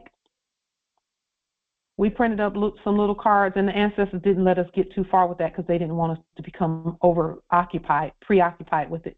But this flag right here, this flag is on all the buses in this manner with the stars first. That means this is a public transportation. That means the public should not pay. Because it comes from the public treasury. Yeah, I agree with you. It's interesting, since I've been in Hillsborough County, heart for those who've been in Tampa. Heart is the company, right? Yeah. I said, where's your Amity banner? What are you talking about? It's not even on their buses, much less inside or out. I said, that's interesting, but I'll get around to them. So some of them, because you said Hart. Why do you? That's Hillsborough. County. That's correct. Okay, so then that is a public transportation. It is. Whenever they call it HART or DART or something like that, it's an acronym for the county. The county. That should tell you right there that it's public. Exactly. So, but you can't just say it. Yeah. You have to notify. You have to lien, levy, bond, all of that stuff. Yes, that's on my hit list. And we sent Delarium before we even knew the bond process. We sent Delarium. You know, and then we started just taking the bus more often so that we could make sure that what we're stating, we had to demonstrate it. Because see, sometimes people talk about whether things work or not, but they hadn't demonstrated anything yet. And I'm talking about demonstrating. So what we did was we just started taking the bus regularly. Me and my Empress, taking it regularly, get in and just sit down. And every now and then somebody would say something. This was probably 2 years ago. This was during quote unquote COVID. We was demonstrating though throughout that whole thing. We weren't wearing masks or anything. And every now and then somebody would say, "Do you have your fare? Do you have your fare?" We would just sit down and not say anything. And when and they're not going to sit there and just, you know, act crazy because they already know the fare is private. We're not private. We're public. Islam. So we just sat there, and they kept going. But we had to demonstrate it. We had to demonstrate it, and we did. Islam nobility. No, I just wanted to just chime in on what you guys were stating just now. Yes, they actually has a free button on all public transportation. State that again, nobility. They have a free button on all transportation. That's right. The bus driver is supposed to push it. Yes, anytime someone, it's called, they try to chum it up like a courtesy ride. No. Where is this located at? Because it's not here, in this territory. They have it on that bus because every bus has it. If they have every bus has it because they're supposed to do a head count. So, for example, sometimes someone that was previously doing business as mayor and his entourage would take public transportation as a public demonstration. It wasn't a demonstration; they call it something else. Public Relations Act. And whenever they would get on, all they do is just push it. It's right there near their steering wheel. They just push that button and count. And what is it called again? A free what? It's a courtesy button. Courtesy button. Courtesy button. Something small but important. It's fine. Is this the on our buses? Like there's a so by the doors. Yes. The entrance and the exit doors. You can press the button yourself and open the doors. Yes. Is that the one you mean? Well, that's actually another one. That's a self-serve button right there that you're talking about, Empress. I've seen that one also, and I was like, why is this button here? But I knew after a while what it was for, because see, everything on our land has a self-service option. Yes. It's supposed to. We said that they're supposed to have it. Why? Because we don't need anyone. We can do everything ourselves. We're adults. We're not minors. Because there have been instances where, you know, I've got to a destination and I've asked the driver, driver, can you let me off? And he'll say, no, love, we're not at the bus stop. I'm not allowed. And we're sitting in traffic, and it's kind of like we've got ages to go. So I just press the button myself and let myself off. Yeah, those buttons are on. Every bus has them. Every bus has them. You know why? Because if the bus driver is disabled and can't open the doors, the people have to be able to do it themselves. Right. But they will have you, you know, to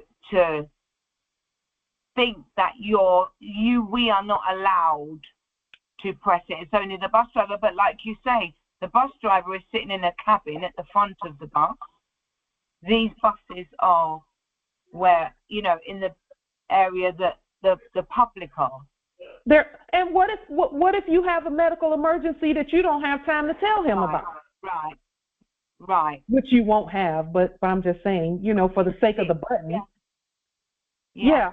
But the button that we're referring to where they just chalk it up as a courtesy ride, they're supposed to be taking a head count and turning that head count in every night so that they can pull the fare from the treasury.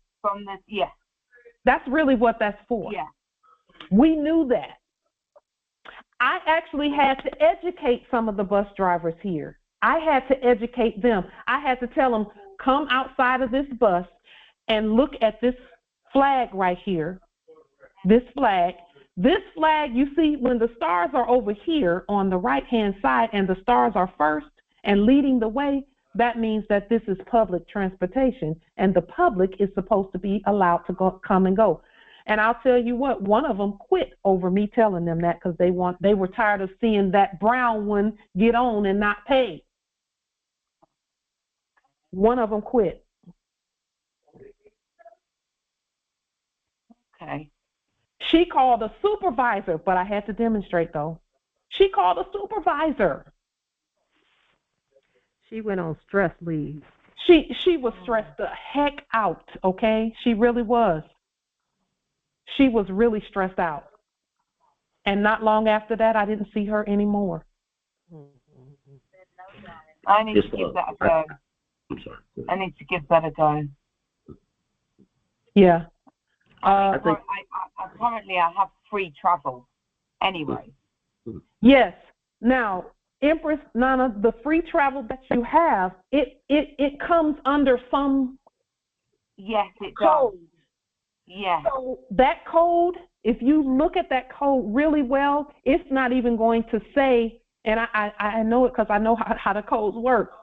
Yeah. For example, if the travel, and I'll just use this as an example, if the travel is for, let's say, if your card when you show the card, it says, this is a public transportation worker, they travel for free. If your card says that, the code that they're using is not going to say public transportation worker. It's going to be even more general. To mean, I know. It's going to be more general to mean anybody who can quote that properly will be able to travel for free. Really? Justice Howard, look it up. I'm telling you, it's the truth. That's how we did it. We were not going to pay. We were going to take the bus as much as we wanted. We were not wearing masks. We're not doing any of that. We were going to demonstrate our status. And as I spoke to some of the bus drivers, I said, veterans here in Tampa, we don't ride for free. Oh, no, you have to go in, what is it, Social Security, something you got to do, disability or something. I said, everybody's not disabled in this town. But people over 60 and 70, 80 years old. So they're going into the people's estates. I know that. I'm talking to the bus driver. Is for disability. Yes. Well, I'm talking to the bus driver, and this one bus driver sister said to me, he said, don't tell anybody. She said, yeah, that's what they're doing. They're going to the people's estates. I said, what about veterans? I said, I'm 64, I'm a veteran. You should have free travel. But when I was in the other county, we could use our veterans cards on the public transit system and ride for free. Why not Tampa? So let me tell you what that really means. And I'm a veteran also, from a restated veteran. Let me put it that way, because I'm not a minor. But any of those titles that they were giving, such as veteran, disabled, and all of that, that is saying that whoever it is that claims that is a minor. Okay. Okay. And minors have jobs, and minors don't. Yeah. You know what I'm saying? So they're treating you as if you are a child. Yeah. Okay? Now, let me say this about, again, the title, and I'm going to mute someone because there's an echo here coming from somewhere. Let me say this about the titles. You are the fiduciary for all minors. Okay? Let's make that clear. So you have a right to the benefit. But see, it's best to state it as fiduciary and use the benefit. It's best to do it that way, because that way you've stated the rules by which it's used. And see, the rules for us to take public transportation, for us to take that, because this is taking, it's the Fifth Amendment clause, taking. So when we take public transportation, according to our rules, our rules say no mask for us. Our rules say, unless we choose a mask, our rules say that we are not going to give fiat ever. And that if there's any payment that's going to be issued, it's going to be in gold, silver, or more sovereign dollarium. And that's it at our behest. But we know you getting it from the public treasury, so we know we're not going to use fiat. And let me tell you, in the last 3, 4, 5 years, I've not used not one single dime any time that I take the bus. Anytime, because but I had to be willing to do the demonstration, point it out to the bus drivers to make sure they know the law, because ignorance of the law is no excuse. But we take the time to educate them, and then I stood there while she called her supervisor, quote unquote, not knowing that I'm her supervisor standing right there. I was, I kind of get a little emotional sometimes. Because I'm thinking to myself, baby, your supervisor's sitting right in front of you, standing right in front of your face, but I'll let them tell you that what we're saying is true. And we don't get into ego and things like that, but sometimes their energy will get ugly and mad, and she turned beet red and all of that, and I'm like, I don't have a fight with you. You're gonna have to deal with the one you calling a supervisor. I'm their supervisor. But I didn't tell her that. I didn't tell her that. I just pointed to it. The ancestors said, light, be cool. Light, be cool. That's what the ancestors say when I'm demonstrating. They say, light, be cool. Just be cool. State what you got to state. Be cool. No matter what they say, be cool. And just keep the law coming out your mouth. If you have to repeat it, repeat it. I don't care how many times I got to repeat it. I'm going to repeat it because it's the law. They just always say, light, be cool. Light, be cool. Don't let her get you. Light, be cool. You stay cool so that we can step forward, because the ancestors have always told us, if you fight, we're not going to fight because you fight. But if you stand back and peacefully, we go into battle. And that's where the war was. Because I'm not at war. We're not at war. I'm not at war. So always remember that when you're doing what you're doing out there and you're demonstrating, we were willing to demonstrate and state, because we know what our flag looked like. We know what this banner looks like. And it's on all the buses here. We've shown that. We've shown you. It's on the buses. It's on the county cars. It's on the police conveyances. On one side, it's got the other banner, and on the other side, it's got our banner. That's not by accident. That's how I knew they knew. Everybody knows. They know who we are. They just been doing everything because we weren't doing anything. But now it's like, oh no, we're doing everything. We're doing our things. I had some other information really quickly, but we'll go over it next time. Some things that have to do with the purpose of us doing these congresses. Really quickly, as we adjourn this until Sunday, the ordinary activity of Congress twice a week, every week.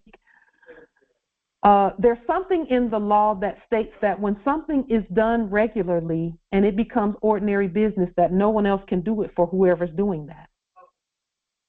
Did you know that?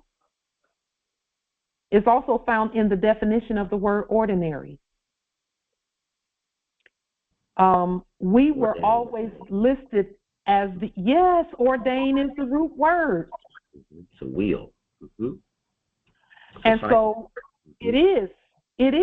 And so when we are back in cycle, like what we're doing right now, no one else is allowed by law, by universal and natural law, to do that for you. If I'm feeding myself, why do I need somebody else to come sit up beside me and say, okay, open your mouth. Here you go. Here, open your mouth. Here you go. No. Empress Light Islam, there's a divine reason why you were making that statement today. There's a reason why you're making that statement. I already know it, because if we pay attention to the news and things, they're not doing anything, because they can't do anything. It was funny at New York, the acting mayor was talking about doing an address outside City Hall, and Nate was like, outside? Why aren't you inside? Oh, well, we know why you're not inside. You have to be outside. You can't be inside no more because it's been lien, levied, and bonded. So that's why you're outside. So with that stated, exactly, and that was in the news, on the news feed. So they're outside. So, and I'll say this too, and thank you for that. When you all said, well, are we having the meeting on the 21st? That's the part that gives my heart joy, is that it's ordinary business for us to have Congress and to hold court and to have court. So no one else can do court. We're already doing it. Why do we need them? We don't. And so now we just speak, we just notify, and whenever we decide to stop notifying, it'll just be further, we'll just put it on a public record. But we prefer to notify our subject in the office of, which is a system. Islam, one last comment. Islam. What brings forth a falling force? A what? A falling force? Yes. A rising force. That's a good one. That's good. The faster we go up confidently, the faster they go down. Just a little note to everybody.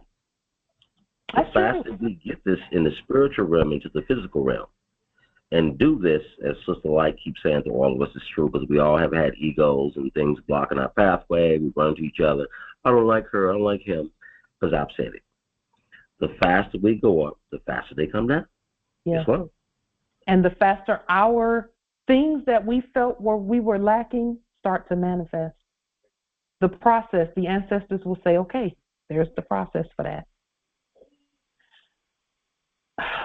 I could go into that even more, but I won't. Noble Howard, I will say that I hear the growth, just so that you're aware. I hear the growth. Islam, thank you. It's necessary. And whenever I hear that, I get a little emotional when I hear growth in Moors, because I already know they'll be able to access the thing that they were fighting against or not wanting to deal with or having to deal with, where they're just tired of dealing with that. When the growth comes, access to the answers come. Yes. And that's the part right there that is priceless. It's priceless. Yes. Priceless. I'm so my heart is just for the growth in all the more in all of us, because I'm growing too, Yes. So with that being stated, I have nothing further until until Sunday. Peace and grand rising to the sovereign, original, indigenous, natural, divine heirs. Peace and grand rising. Islam. Keep rising. Islam. Islam, peace and grand rising. Moors. Million bodies, one in the mind. Yes, indeed. Islam, peace and Grand rising. All love to the Prophet Noble Jew Ali. Yes, indeed. Islam.